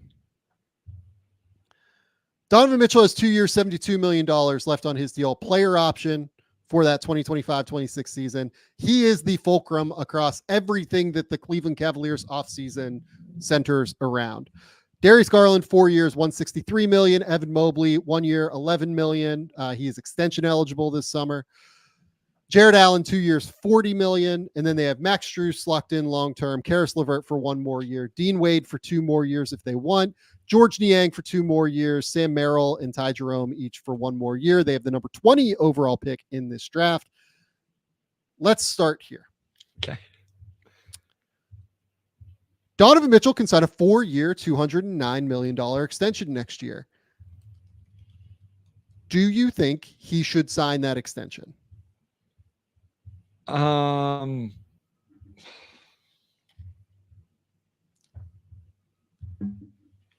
What is it? 4 years, $209 million. So he would decline his player option for next year at $37 million or so, and would be immediately locked into like, 53 million next year. Yeah, I mean, I think yes, I guess would be my answer. Because what can he? Is he giving up money? I guess if he what's the play to get the bigger? Is there a play to get a bigger contract? Because I'm not worried about him locking in with Cleveland, because these guys can get traded whenever they want to. So yes, the only reason I would say no is if there's a different play to get a 5-year, where he's making $60 million a year, or if there's a play to waiting until the new cap comes in and getting more money that way. So the move for him, in my opinion, would be to sign a 2+1 extension. So do the max number 2+1. So reduce this by like, 60 million or something like that. So like do the number, like 3 years, 145 or whatever, 160 million, whatever the fuck the number is. I don't know. Do a 2+1. You have next year, which would be his 8th year. The 2 years after that would be 9 and 10. 10 years gets him to the 35% number. Yeah, if he's still good enough to be that good. I think there's a question as to whether or not I would just rather lock in for the 4th year at like 70 million or 65 or whatever the hell number is. But my guess is that he will probably just do the 2+1 if he signs. Yeah, no, that's what I mean. If there's a 2+1 to get back into the market and then get another contract with a bigger cap and all of that, I get it. I think at his age and all of that, he is 28. I think there is an argument to just taking the 4 years and that guaranteed $200 million. But if I'm Donovan Mitchell, I don't have any qualms about going ahead and re-upping with the Cavs, because again, I think these guys can get moved to the team they want to get to if he's not happy there. And to just go ahead and answer, I think the Cavs should absolutely prioritize him. Get this done, get him locked in. If he says he wants Darius Garland traded, then okay, we'll make that move this offseason. I thought Donovan Mitchell was really good. And when he was healthy in the playoffs, I thought he was awesome. That's the other piece of this with Mitchell in terms of doing 4 versus a 2+1 is, in 5 years, or no, it'd be in 3 years, I guess. In 3 years, Donovan Mitchell will still be almost 31 years old. So it's a big bet that he will still be ready to go. Yes. And still be full scale, max player. My guess is that he signs that deal instead, because the cap will keep jumping and jumping and jumping to a level to where even if he's not a max guy, there's probably a world where he's able to still get in the ballpark of what these last 2 years would be. Sure. Really last 1 year, because he'd still have the 1 player option if he needs it. I think the 2+1 makes more sense, and I probably would sign it if I was him. I would lock in and make sure I have $150 million, whatever the hell the number is, $145 million coming my way for the next, however many years, 3 years at least. Lock that in. And then if you want to get moved, let the Cavs work this summer to make a roster that fits better around you and go from there. Yep, I agree. The next question for them, if this is the route they're going down, so there have been a lot of rumors about Darius Garland, right? Yeah. Darius Garland, where is the best fit for him? And how do you value him on the marketplace at 4 years, 163 million left? Yeah, I mean, listen, I really like Garland. I'm trying not to overweigh the playoffs where he struggled a little bit, to be quite honest. Average just under 16 points a game on 43% from the field, 35% from three, didn't get to the free throw line a lot. And in general, his year was a little bit down. So if I was Cleveland and I was going to move Garland, or if I was Garland and Cleveland was going to move me, the very first team I would call if I was his representation is San Antonio. I would try to get him to San Antonio and be that backcourt guy that we've talked about San Antonio needing down there. If it's not there, I would look at Brooklyn. We've talked about Brooklyn needing kind of like an on-ball juice guy. And then if you were willing to stomach it, I think the Wizards would be another team that I think they need a ball handling backcourt player. And I think that could be interesting because they have those wings forwards that I feel like could be interesting to the Cavaliers in return. One other team, maybe I feel like I've seen the Pelicans thrown out there. Yeah. And could you put something around, what if it's like a Jarrett Allen and Darius Garland that starts with Brandon Ingram plus in return? I think if I was a team acquiring Darius Garland, I would need to have my star in place already. That's fair. Sure. Like, I don't love him in Brooklyn. I don't love him in Washington because to me, then you have like $70 million in Darius Garland and Jordan Poole. And I think that Poole deal is going to be very difficult to move. Sure. So like maybe the Cavs, if the Cavs are taking the Poole deal, like that is a crazy value add that they would need to like throw on top of this. If you're Washington in this circumstance, so like, I don't even know that like totally lines up for me. Also, like no positional size, like doesn't really fit that front office's archetype of player. Brooklyn, I can see trying to get involved because I don't know what the fuck Brooklyn's plan is, but like the two spots that do make sense to me are San Antonio and New Orleans. New Orleans would be just like a 1-for-1. Can you do Brandon Ingram for Darius Garland kind of thing? Is that a move that Cleveland would like? Is that a move that the Pelicans would like?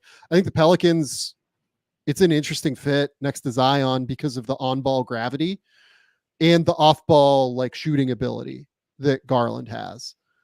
I kind of dig that a little bit.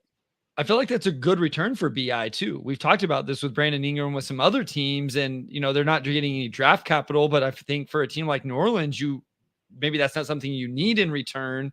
And BI's value is a little bit lower because the contract he's about to get and demand a year from now. So here's kind of this is also like a big question for me. Like you kind of brought up what Darius Garland is, and like I want to give him a lot of leeway because he had the broken jaw this year, and like that thing just like fucks with you. You know what I mean? Like that's a really, like, to me, what he was this year is not like what he is. Right. I would agree. I think it's more than fair. I think he's probably like a 21-8 point guard, like he was the previous 2 years. Can really pass the ball, turns it over a bit more than you would like. Really good ball handler, can play both on and off the ball. Buzzy, jittery, fast, can get up and down in transition. Can also play in half court settings. I think so. Like Grape Ape brings up, I'm not doing that 1-for-1 if I'm Cleveland. I don't know how excited teams are going to be to take on 4 years, 160 million of Darius Garland when he's never played 70 games in a season and is coming off of like a not awesome year. I'm just like, I'm not saying that he doesn't have value. I think he absolutely does, and like would get value in return. I just struggle to pinpoint what the value is. Like if it's San Antonio, is it like one of these 2 lottery picks, Keldon Johnson, and like an interesting young player? Yeah. Like is that the thing? Yeah, I mean, I Or think like, that's or does it require like Devin Vassell to be involved? Like I yeah. don't know. Yeah, I feel like that's where the one with San Antonio always gets hung up when I talk to people about it, is probably one of the picks, and then it's Keldon, and it seems like Zach Collins gets thrown in a lot. Maybe that's the money That's matching money. Yeah. And it's like, okay, well, Keldon's cool, but can we get Devin Vassell? And then people talking from the San Antonio side are like, yeah, we don't really want to give up Vassell. And so then that kind of tends to be the breaking point there. And that's the thing with like Cleveland too. I realize they have no draft picks. You know, like theirs are controlled after this year essentially by Utah, either pick swaps or outright. And so, getting some draft capital, young players makes sense. But do you want to trade Darius Garland for draft capital or young players when Donovan Mitchell, like we just talked about, is already 28? Is he going to want to subscribe to the plan of bringing in young players or draft picks, as opposed to, we could talk about whether the fit makes sense of Brandon Ingram, but at least he's an established NBA scorer that, maybe that would excite Donovan Mitchell a little bit more. So I don't know. Like, I don't know which one you would rather want to go with there. In a vacuum, you would definitely still rather have Garland than Vassell, right? Yeah, in a vacuum, yes. Yes, sorry, I shouldn't have hesitated. In a vacuum. I would too. Like I think Devin Vassell's a really good player. I do like the positional size. Like I like that he's like somewhere between 6'5" and 6'6". Has shown like defensive ability previously, but like hasn't been so great. That's what I was gonna say in the NBA. That would be the caveat there, is I guess depending, because Garland's going to be a negative defensively. It's right. how much better is Devin Vassell defensively than Garland? Because I think people will automatically, just because of his size, give him more. But and he is better. He is better, but what's the difference? Yeah, I'm not totally sure. Like I think Garland like might be like quite bad defensively, so I do think there is like a fairly substantial difference. But like I don't think Vassell is like a plus either there. I think that like a Garland for Vassell deal, if you really want Garland, and like Vassell and like a little bit more, would you give that? So is like a fair centerpiece if I'm Cleveland. Vassell an 8 or Vassell without 4 or 8? 8 feels like a lot even in this draft with Vassell though. That feels like a lot to me. Maybe you can get a I don't know that I would do then. Yeah, like they have so many future picks. Maybe it's like a future pick. And for honestly, Sam, for Cleveland, the idea of taking Garland out, plugging Vassell in would be intriguing, right? And we just talked about how they don't have any of their own draft capital moving forward. So a future draft pick may actually be more enticing to them, even whether maybe it's 35 and a future. In a future, or you could do maybe like 20. Maybe you could do like Vassell and 20. Oh, yeah. I'm sorry. Vassell and 8 for 20 and Garland. 8 for 20 and Garland or something like that. If San Antonio still wants the second first-round pick. Yeah. But like, honestly, like I'm not even excited about that, to be honest. Like I'm really not, if I'm San Antonio. I would probably just rather give up like one of the future picks. Well, I think if you're San Antonio, the play is how much do we believe in Rob Dillingham, or how much do we believe in Reed Shepherd or Nikola Topic? Because they're going to be able to choose one of those guys, or do we think we can go get Trae Young or DeJounte Murray or somebody like that? So like that's the other caveat here as well, because I think we both think San Antonio should try to build this out because Wemby is ready now, like right now. So. Yeah. And like, if you want like a real guard with Wemby, and like we have seen Garland be awesome in pick and roll partnerships with lob partners with Jared Allen, man, Garland would be an awesome point guard for Wemby. He'd be really, really good. And you brought up the Pelicans too. Like the Pelicans, I think is an interesting fit as well with Zion. Like you need to find like the CJ answer there. Sure. Um, Not a very good defensive backcourt with those two, but not a great defensive backcourt with those two. I do think San Antonio makes more sense. And like if San Antonio just wants to hang on to Vassell, I totally get it. sure. But like maybe Cleveland asks for Keldon Johnson. I think Keldon's like a little bit overrated, to be honest. Like Keldon to me is not quite a good enough centerpiece for Darius Garland, but maybe the Cavs love somebody at number 8. That's what I think that would be interesting, right? If you're Cleveland, would you rather just take Vassell with a future pick or whatever, or Keldon because you feel at number 8 is you're going to get Dalton Connect or somebody that like really fits perfectly into what you want to do, or Cody Williams or whoever, somebody you feel like is really going to be there that you like. Yeah, so this is a fair question on San Antonio. Why shouldn't San Antonio just draft Rob Dillingham, very similar to Garland? I think that Garland is a much better passer and playmaker for teammates than what Dillingham is. Like I know that Dillingham played well, like off the ball with teammates this year. I think that Garland is like a level above as a passer and playmaker. And if I have Victor as my centerpiece, I would rather have Garland. Yeah, I mean, and there's different aspects of that, right? If you think Dillingham can be that, you're getting him on a rookie deal, which there's value in that, as opposed to Garland on 4 years, 160. Totally correct. But with Garland, you've seen 3 years of NBA tape, not 1 year of Kentucky tape, with Dillingham. So there's a little bit more assurances of who Garland is compared to Dillingham. So here's the other team that makes the other team that makes a lot of sense for them, as I'm thinking about it, is Orlando. Okay, like, yeah. Orlando has all of these kids, Anthony Black, Jet Howard that they drafted last year. They have 18 this year. Like, could you find a world that makes sense around that? What's the return though? Because like, what is Orlando going to give up that isn't kind of in that core? I like the idea because you can insulate him defensively with Jalen Suggs, and Franz is a good defender, and they have some good bigs, like in just that defensive scheme in general. And to be clear, like I would definitely rather have Franz than Darius Garland. I understand that Franz is coming off of like a tough playoff series against Cleveland. Like I that's not even a question to me. Like give me the positional size, like skill guy. I wasn't considering him at all in the, I would like it less because I like that he can kind of insulate him. Yeah, it'd have to be something like John Isaac. Maybe you do this. Maybe it's like Wendell Carter, Anthony Black, and like 18. And then like, I guess you'd have to throw Isaac in too to make the money work there.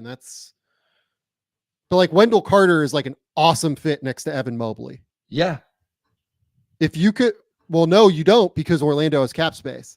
So you could do like basically Wendell Carter, like Anthony Black in 18. And that would just eat Orlando's cap space. Orlando's cap space. Yeah. Yeah. I mean, like Wendell Carter is like the center you would put next to Evan Mobley, right? He spaces the floor. Because he can space the floor. He can pass a little bit. He's physical to deal with some of those bigger guys as well. Like rebounds well. It's kind of it's like a perfect positional fit to me. And if they think Anthony Black can play on the ball some, that helps with some of the second unit ball handling duties that they're going to need even more if you are getting rid of Darius Garland. And that backup point guard's already a question mark. I'm not saying Black is that guy, but could be. Yeah. And then the other piece of it for Orlando is like, what's the thing we've talked about? Like we want Paulo and we want Franz like on the ball as much as possible. Let's do that. Like, let's put them on the ball. Right. And we have Garland playing off the ball and playing on the ball, certainly at times. It becomes like a real free flowing offense in a way that I think is really creative for them. And you mentioned it earlier. You want to send Darius to a place that already has its star. Is the star with Franz the 1B or 2, however you feel comfortable with it. I know I kind of got crushed about that 6 months ago, but like Darius he's not the franchise player when he goes there. But, and again, what I like about it is based off what I believe Jalen Suggs is in the backcourt, especially defensively, Garland can always guard the fourth best perimeter, like the worst perimeter player that he's not just going to get bullied by. So that kind of insulates it insulates Mobley, which is like a big thing for Cleveland. It insulates like Darius Garland on defense that's the fit, I think. I hadn't considered Orlando, but yeah, that's interesting because okay. Yeah, like you get, a starter in Wendell Carter. You get a really interesting, past top 10 pick in Anthony Black, who we have questions about, but a guy that might fit with Donovan Mitchell, I think, particularly. Could be. And then good defender in his own right to play next to Donovan. And then number 20, like that's a pretty good deal to me, I think. Sure. And then the next piece of this with Cleveland is I do think they have to break up Mobley and Allen. I agree. Where I'm at. I agree. I think that they really have to figure out the answer there. I don't know what that answer is. Like Memphis will come up. Obviously, Memphis makes sense for Jared Allen in every way and form, right? I mean, like, what is it? Like Luke Kennard and number 9 for Jared Allen? Like, is that enough?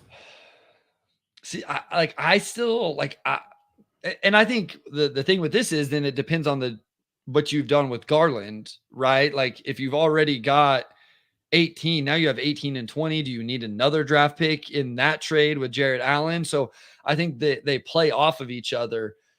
Allen's interesting. I think he's really good. He's on an awesome contract. You also have some free agent bigs out there also. So it's like, do you need to wait? Is it going to be better to wait to see what teams miss out on? Like, what does Hartenstein do? What does Nick Claxton do?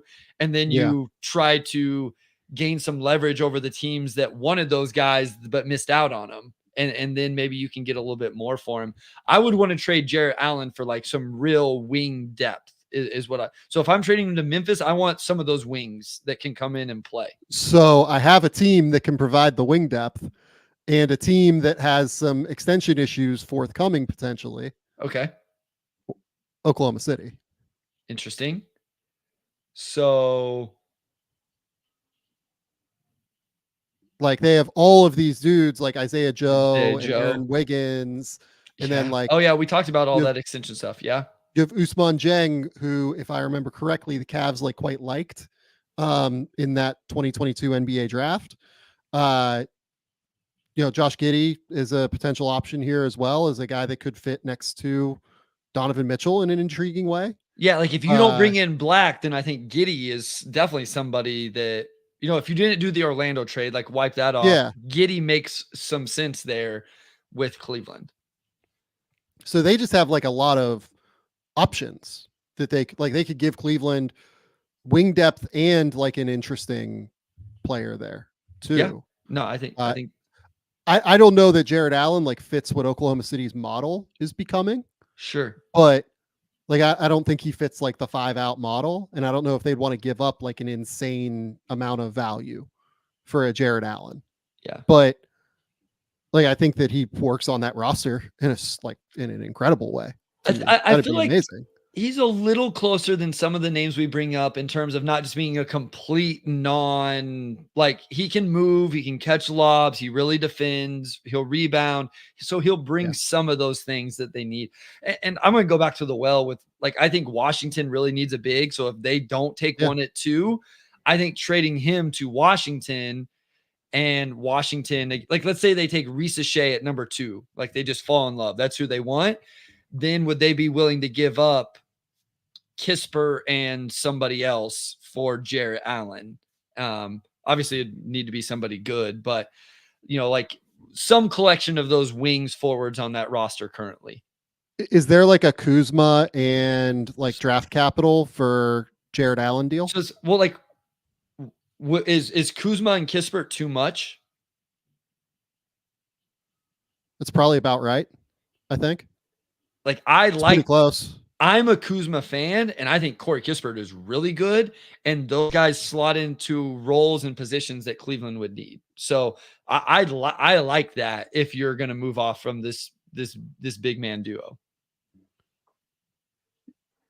Yeah, I mean, he would be actually like he would help them if they're moving Darius Garland because they Yep. need more shot creation in there too. Yep. Yeah, and like you'd need to, if you're Washington, you'd have to have like an extension agreed upon with Jared Allen at that Yes, point, I think, absolutely. to For sure. Yeah. really consider this. But Washington and Cleveland do actually make like interesting trade partners as well. Because in Washington, you have your big man now, and you still have Bilal. You still have, like I said, this would assume you draft like Ricochet, and you still have Denny Avdia. Like, so you still have a good group of young wing forwards there. You have your big man, go find a point guard and start to build this thing out. And people bring up like in the comments here, I can see like that's weird in year 2 of a Wizards rebuild. Sure. Washington's so far away, but the thing with this is like you need to just build defensive infrastructure. They were like unconscionably bad last year on defense. And on top of it, Jared Allen like makes those guards and those wings lives easier with his screening, with his ability to like run dribble handoffs and different kind of sets. Like that's actually like something that would be valuable there. Here's what I'll say. I will very much admit that I have some bias from watching the Detroit Pistons suck for the last 3 years and not bring in any talent. Like I literally was on a radio. Defensive center is so valuable, man. Sam, I was on a radio spot today and we were talking about like how we still aren't sure about Cade Cunningham after 3 years. And I was like, it's not even Cade's fault. The team around him is so bad. And listen, if Washington doesn't have a plethora of wing forwards, I wouldn't even suggest this. My point here is I don't think you can play all those guys together anyway. And so I would be willing to give a little bit to go get, in what you said, a defensive big, a lob threat. And he is 26. So if you build this out in 4 years, he's still a valuable member of your roster moving forward. I'm not saying it's ideal. I'm over this rebuilding teams just can't have any good players at all. Like I watched it be a complete shit show. And I just don't believe in it anymore. I'm sorry. I love how you apologize. Like I don't curse like 40 times an episode. No, here's the thing. One time I dropped an F-bomb and I got called out in the comments because I'm a teacher, and like, actually they're right. Cause my students my students do start turning, they tune into to some of the podcasts.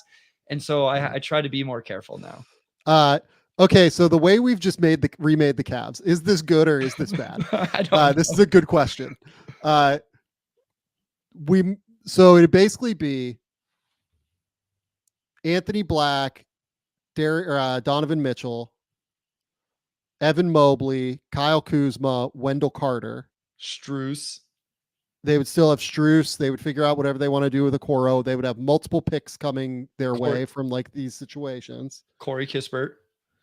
And Corey Kispert potential, or like, a Kispert or a pick from Washington. Yeah. Let's say. Is that team better or worse than what they were this year? Well, I think here's the thing. It depends on what you believe about the backcourt duo and the front court duo. If you think those things can work, then this is all mute and stupid, and we shouldn't discuss it. Part of this is a little bit of addition by subtraction, as much as I love Jarrett Allen and do like Darius Garland, in that we saw what Donovan Mitchell was, and I think it doesn't work with those two. And I think that your confidence is what you saw from Mobley in the playoffs without Jarrett Allen, and it's going to let him flourish. And then you have these role players, pieces around them that make sense. If you don't believe in that, then we don't do it. Yeah, it'd be a big bet on Anthony Black, I think, as a guy that like just went in the top 10 last year. It would be a big bet on Wendell Carter not being a significant downgrade from Jarrett Allen because of the way that he and Evan Mobley would fit together potentially, and then getting more out of Evan Mobley potentially that way. And I think it would be a bet on Kuzma having like this, going from a bad team to a good team, the way we've seen PJ Washington go from a bad team to a good team in terms of the defensive energy and effort and clutch shooting and those type of things. Yeah. Or would you just rather do like Brandon Ingram for Darius Garland? Yeah. That's a big contract though. That's one reason why I like Kuzma is like that contract is really good. Descending. Unbelievable contract, gives you real flexibility moving forward. And you have, again, it's not just like Kuzma and Wendell Carter for Garland and Allen. It's those two plus Anthony Black, top 10 pick last year, top 20 pick from Orlando this year. And on top of that, like, whatever else you get from Washington. On top of that. So much deeper team. Yeah. Like, I like the flexibility of that. Much more flexibility in terms of how you build the roster moving forward, I think, as well. And then eventually if you felt like you had too much depth, which isn't a thing, or you needed a little you could package those guys eventually once you get into the season and see how it fleshes out. You can easily move 18 and 20 for another good player if you want. Yes, right? Absolutely. I always feel like a Brandon Ingram hater whenever we get into it's not that. Like, I think Brandon Ingram's really good. It's just there's a big contract coming there, and so I always get a little bit nervous. I do think there is a case that just like getting Brandon Ingram is better. Honestly, like I think there's like a completely real case. Well, there. so the case but that's your move. If you do Brandon Ingram, like, yes, it's probably a better team, but if he sucks or continues to do what he did this year, like, that's your move because you have to pay him, and it's going to be way harder to get off of that deal when you have a lot of money invested in him than what it is like right now. I think with BI, do you think he can be the true number 2 guy behind Donovan Mitchell offensively? If you don't think he's like a real number 2, if he's just going to be a number 3, then I think surrounding Mitchell with a bunch of different guys makes more sense. But if you tell me like BI is going to come in, he's going to be the number 2 guy, like, all of that, then yeah, I think there's a case and an argument for that. He's definitely way better than Kyle Kuzma, right? Yes. Way better. Definitely better. He's definitely better. Like, he's definitely, like, I'm not saying that Brandon Ingram isn't better than Kyle Kuzma. He is. How big of a difference is it? Would be my question. I'm like really not totally sure how much of a difference it is. No, that's the question, right? Because if BI is a 2, it could be your number 2 option, and Kuzma is like a 4th option, that's a real difference. Like, that's gigantic. If BI is like a 3rd option and Kuzma's a high end 4, now we're just talking like definitely better, but like, is it that much when you consider the other things you could have? Kuzma also will be making $19 million in 2026-27. Yeah. And Brandon Ingram's going to be up over 40 at that point. I mean, yeah. Are we certain that Brandon Ingram has more trade value than Kyle Kuzma? That's not what you asked me a second ago. No, I know. Okay. Yeah. No, I know. Again, I feel like a Brandon Ingram hater, but when I have to factor in, I may be paying him $40 to $50 million after next year, I sour very quickly, to be honest. Yeah. I don't know, man. I don't hate the way we just remade Cleveland, and it on like the paper, it looks fucking terrible. But I think the way that we did it like is interesting to me. A few other things to talk about here.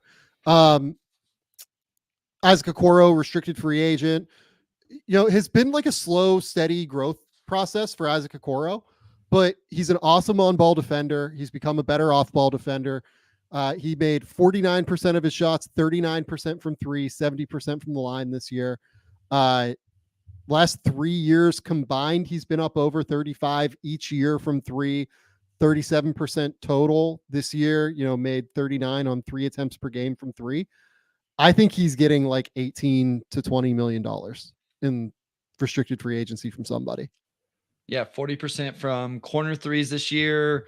Wasn't as good in the playoffs with his 3-point shooting in their 12 games. He was down at 26%. But yeah, I think he's a good player. It'll be interesting to see on this market what a team will throw at him.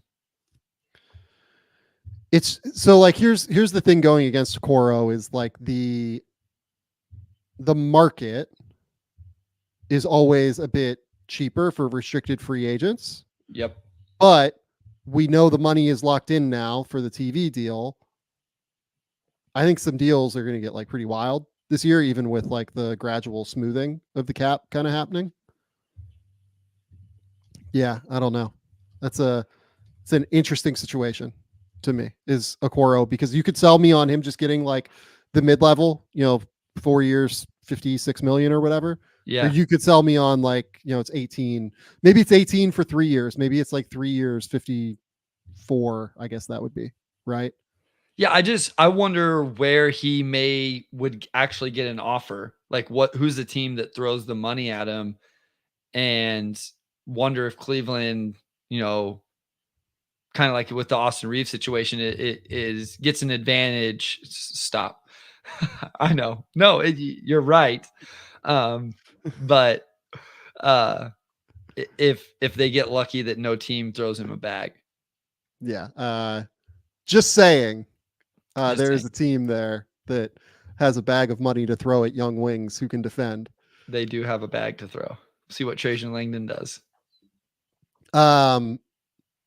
Yeah, look, like I think that the Cavs are in an interesting spot that could go like a number of different ways. Is kind of where I'm at this summer. And we didn't even talk about what if Donovan Mitchell doesn't resign, right? If he doesn't resign, like it's just simple, like he's getting traded. Yes. Right. And then you build around Darius Garland and go from there. Yeah. If Donovan Mitchell has to be traded, like at that point, I'm really interested to see what they do. Do you build around Garland, Allen, and Mobley, or do you still move Allen because you don't love the fit with Mobley? Even though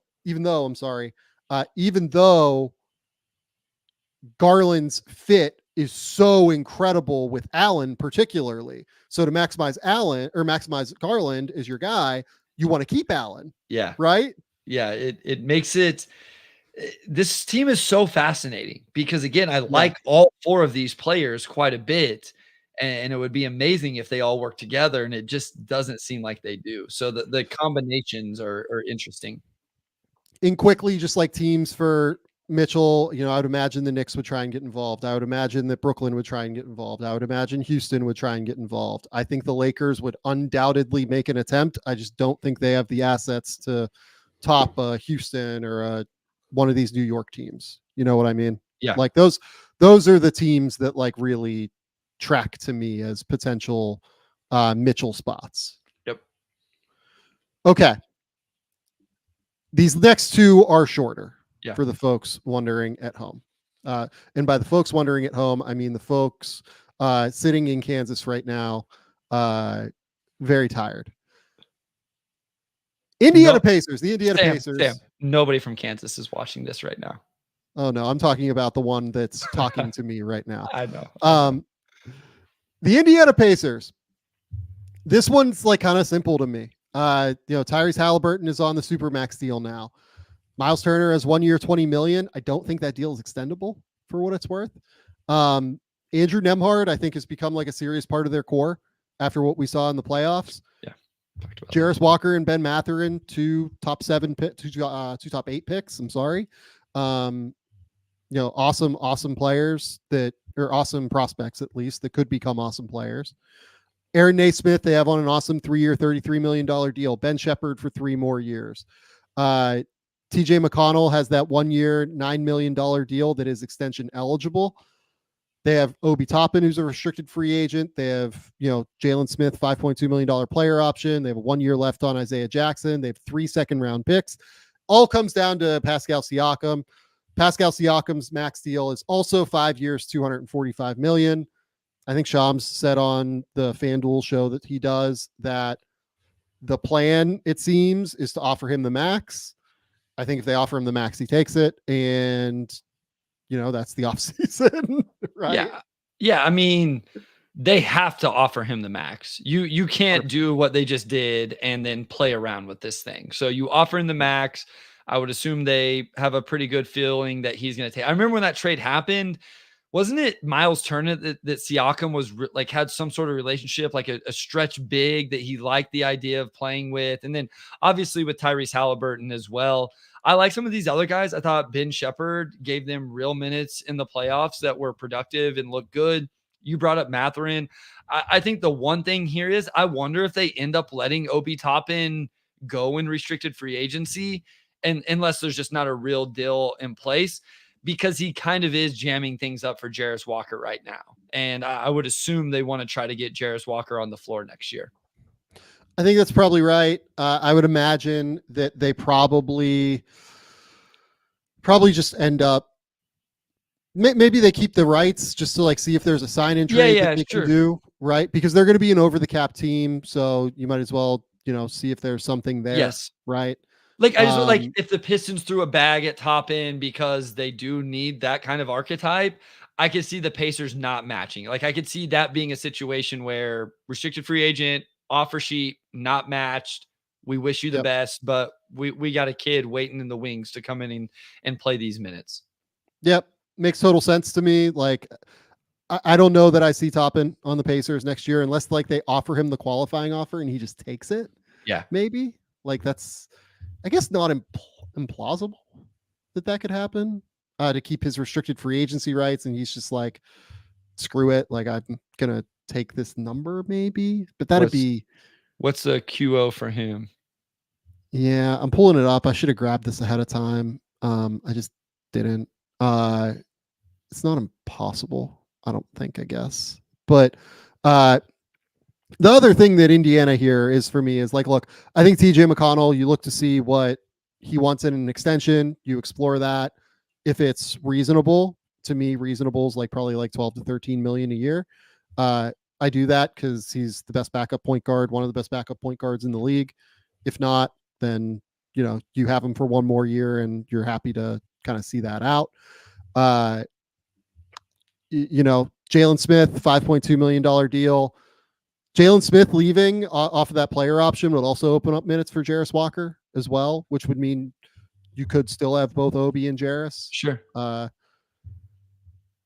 Something along those lines, right? But yeah, like this is like the reason I wanted to do these, all together and talk about Indiana with Cleveland is because I knew Cleveland was exciting, and Indiana, it just seems like, is Siakam, and then we're diving into like worlds where they could potentially like bring together all of their young players and do a star move. And I don't know if they're going to do that. Yeah, I mean, I do find myself not wanting Indiana to like just rest and chill. Like, hey, we made the Eastern Conference Finals. We're going to come back and we're going to do it again next year and then never get back there, because that's really hard to do. But I don't think I want them to do something crazy this offseason either. I think what I'd rather see them do is hope you see a jump from Tyrese Halliburton, or at least see him get back to the pre-injury. We saw it a little bit in the playoffs, but let's get back to that. Is what we saw from those two games in Andrew Nembhard, is that what he can be for 82 games and then into the playoffs playing off of Halliburton? Does the Turner, Siakam, all of that combination, how good can Jarris Walker be? Like you said, Nesmith does some good things. Like, let me see that for half a season. And then if you're really making a push, okay, let's go find a star. Or, man, maybe we way overachieved last year and we need to reset some things. I just don't think I would do it in the summer, but I would like this front office to be ready to be aggressive if things kind of click and there's a move to be made. You have Nembhard, Walker, Mathurin, Ben Shepherd, all of whom are intriguing long-term.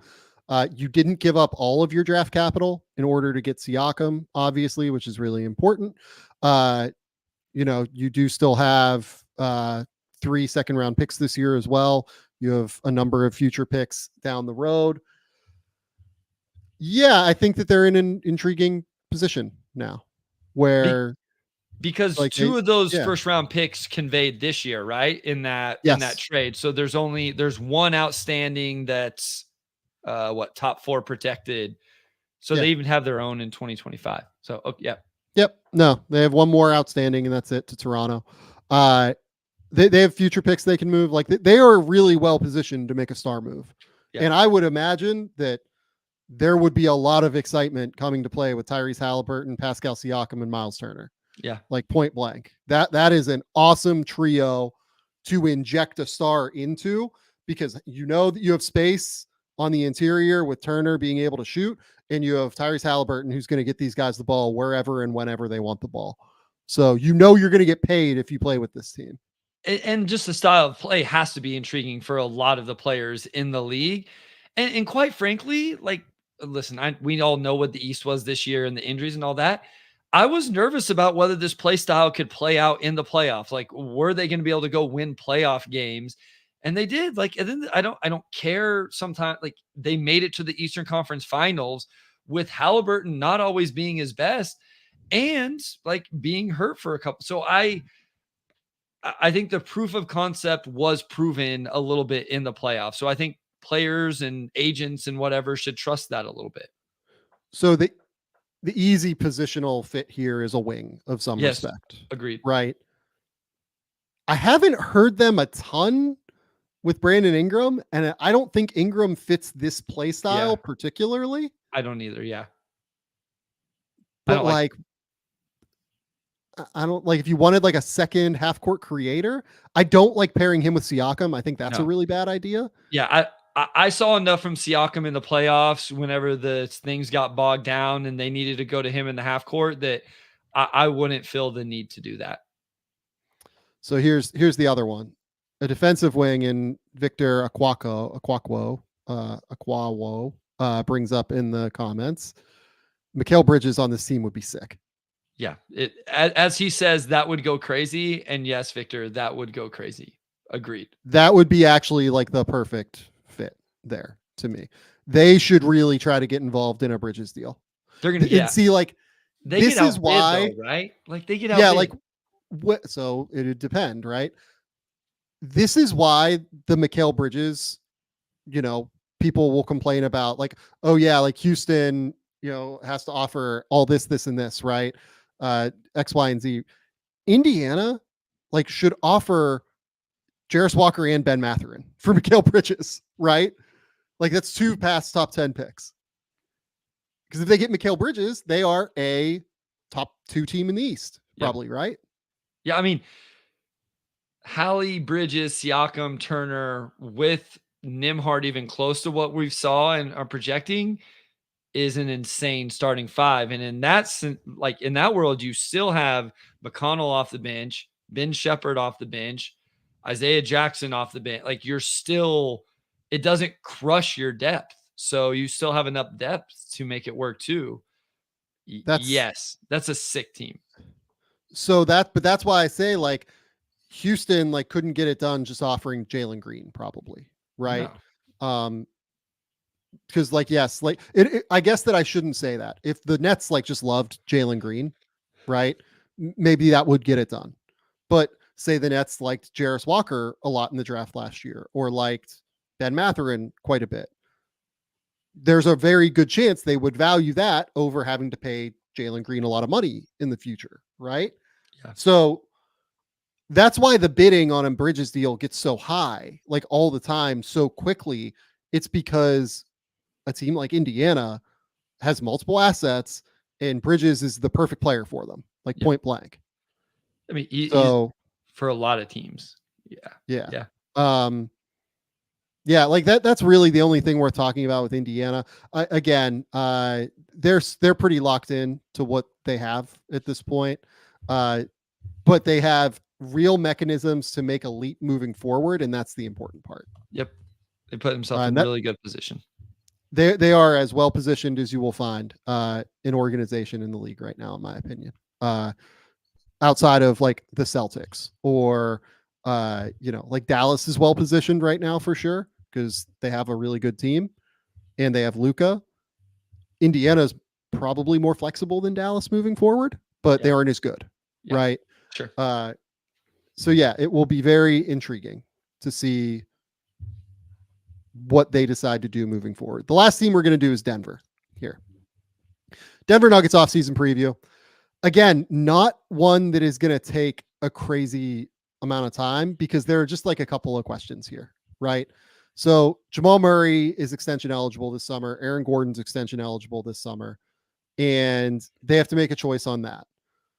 Kentavious Caldwell-Pope is in all likelihood a unrestricted free agent. He has a $15.7 million player option, I think. And then Reggie Jackson. But yeah. Reggie Jackson has a player option as well. They have draft picks. Their big question is just like, how do you build out the depth? I would be surprised if they moved like Michael Porter to go get depth, right? Yeah. But is there a world where if they lose KCP and can't replace him on the market, like on a minimum or something, where they have to do something like that? I don't think that they would. I think that they would run this back one more year and see what it looks like. I will be completely honest. When they went down, especially first 0-2, my immediate thought was, oh, they're going to do something. And I didn't think it would involve Jamal Murray, Aaron Gordon, or Jokic. But I thought Michael Porter Jr. definitely on the table. And then they have some young guys and all of that. The more I've thought about it, I'm just like, I just wonder if they're going to say, coming off a championship, we've heard the what is it? The last 5 or 6 NBA champions didn't make it out of the conference semifinals the next year. It's a long season. I think they'll run it back as well. I think that's what I would do also. I think I would run it back, chalk it up to being a little bit worn down, and finding a way, as long as they feel like they can find a way to build out their depth, because they will get the same result if they don't build out their depth. They need to find a guy in the first round or second round, wherever they got to find some guys that can come in and give them minutes, not just in the regular season. That's important, but also in the playoffs, because we saw how tight that rotation got in the playoffs. And I know it happens for all teams, but it got really tight. Well, and more than anything for me with Denver, like they just looked worn down by the end of that Minnesota series, and depth helps you deal with the regular season. 100%. And they need guys who can eat innings in the regular season. Yes. To me. Yep. In terms of, KCP, right? They have a few different options that they could do. KCP might never hit free agency because they can extend him at any point here. They can have him lock into this number and do an extension off of this number, right? And do 3 years, whatever the number. You can have him pick up this option, extend off the option for, what would it be? You could do 2 extra years at $44 million or something, right? Which might be more than another team's willing to do. Do you think any team out there gives him 3 years, $60 million? Yes. Would in Orlando? I don't know that he would be their first option, but real possibility for sure. Yeah, I think. But do they want somebody more creative next to Casey or next to someone that can do a little bit more with the ball in his hands? Yeah. Yeah. That makes sense. Somebody brought up Detroit, same idea behind trading for Quentin Grimes, right? Yeah. Good fit with Cade Cunningham, I think. Detroit could do it, I think. Philly, bring him in and play him next to Maxey. What Philly could do is if Philly loses out on all of their star moves, they could decide just to give KCP $30 million for 1 year. Yeah. Do the JJ Redick contract. Yeah. Basically just keep the money open. But the problem is if you do that, you then have, you could do, the way you'd structure it is you do 2 years, 60 with the second year team option. And then you would have the ability to trade KCP even at that big number as a expiring deal, even as the Maxey extension kind of goes in. You mean what exactly just happened with Bruce Brown last season? Yeah, exactly. Literally the same thing. Exactly right. But that would require Philly missing on, Paul George, Jimmy Butler, Brandon Ingram, everybody that they seem like they want. Right. Yeah. Yep. So people are asking in the comments Brandon Ingram for Michael Porter Jr.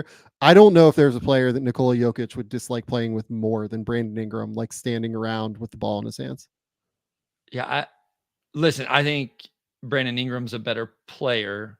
I don't think he's a better fit on Denver. Again, I don't either. I know how I sound with Brandon Ingram, and I don't mean to come off this way because I think Brandon Ingram's really good. No, he's not. He's not a better fit on Denver than Michael Porter Jr. is, because Michael Porter Jr. is 40% 3-point shooter who doesn't dribble or like very rarely dribbles. So, right? I mean, the thing here is the money difference isn't as drastic as like when we were talking Kyle Kuzma, though, because Michael Porter Jr.'s deal is now the Also years are large. going to be more on Ingram, but Porter Jr.'s numbers are somewhat closer whenever we're talking about this. But yeah, I don't think I like that fit. Yeah, I don't like that fit. To me, this is like run it back central. Yeah. Get some rest this offseason. Well, I guess like a lot of these guys have the Olympics, but like, hopefully more rest than what you got last year. And, there's every reason to believe that Jokic, Murray, Gordon, Porter, and then whatever you can have around works. The question I would have for you is like, if they lose KCP, how do you go about building about the depth?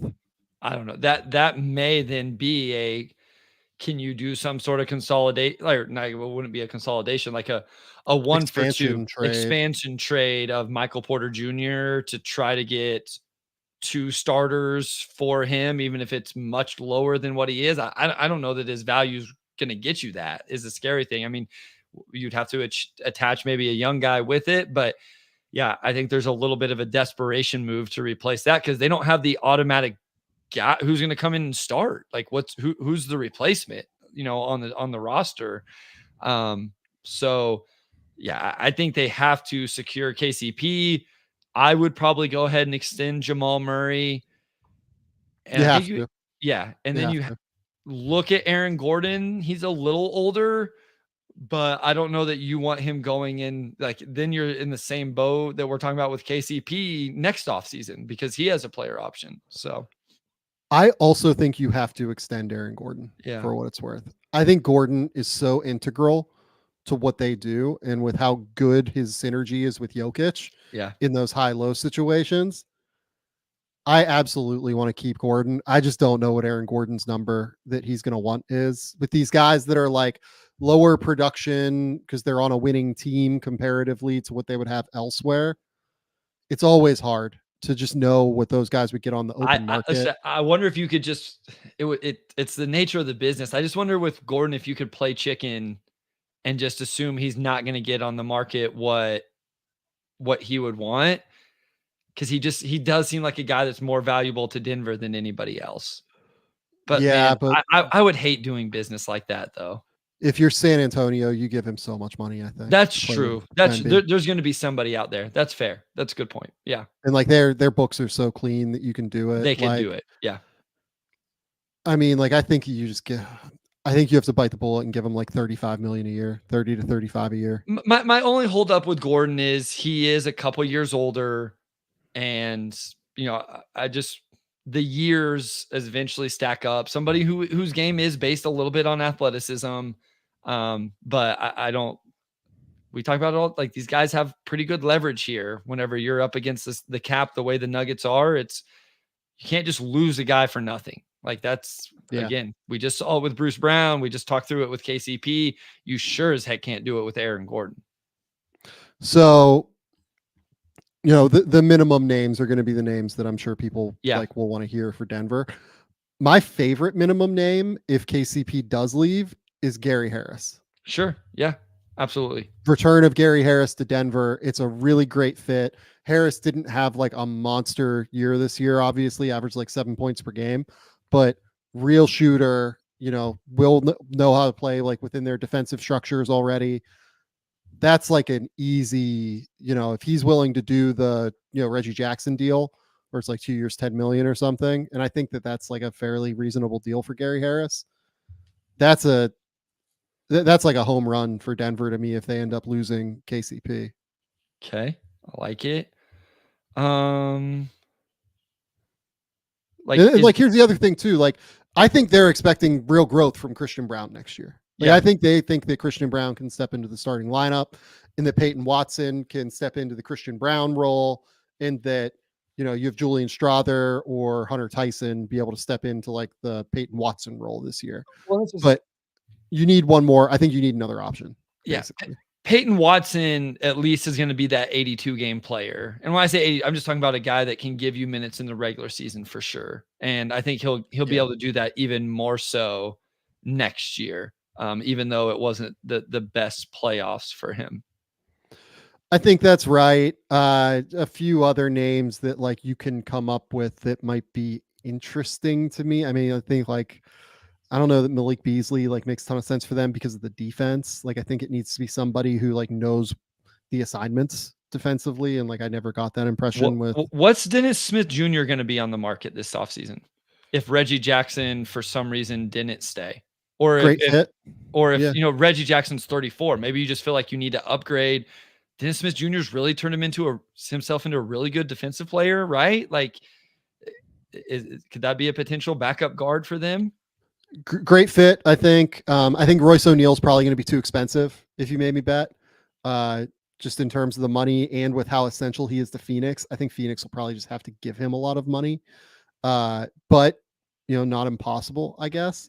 Chris Dunn also. Alec Burks has been like not great defensively, but at all bad. Like you could sell me on Burks, being like the shooter who can come off the bench kind of guy. He can do that.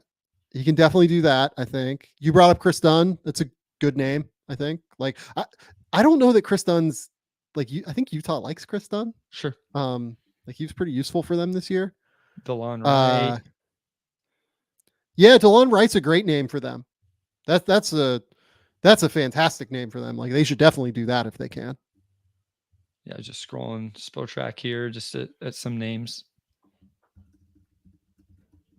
Yeah, I was trying to find a big, someone to help with some of those big, because Najee didn't pan out the way I assume they had hoped. And that's the other option too, is like you could do something like Julian Strawther and Najee for a real player, not like a real player, but like a maybe player from some team that might like Zeke Najee.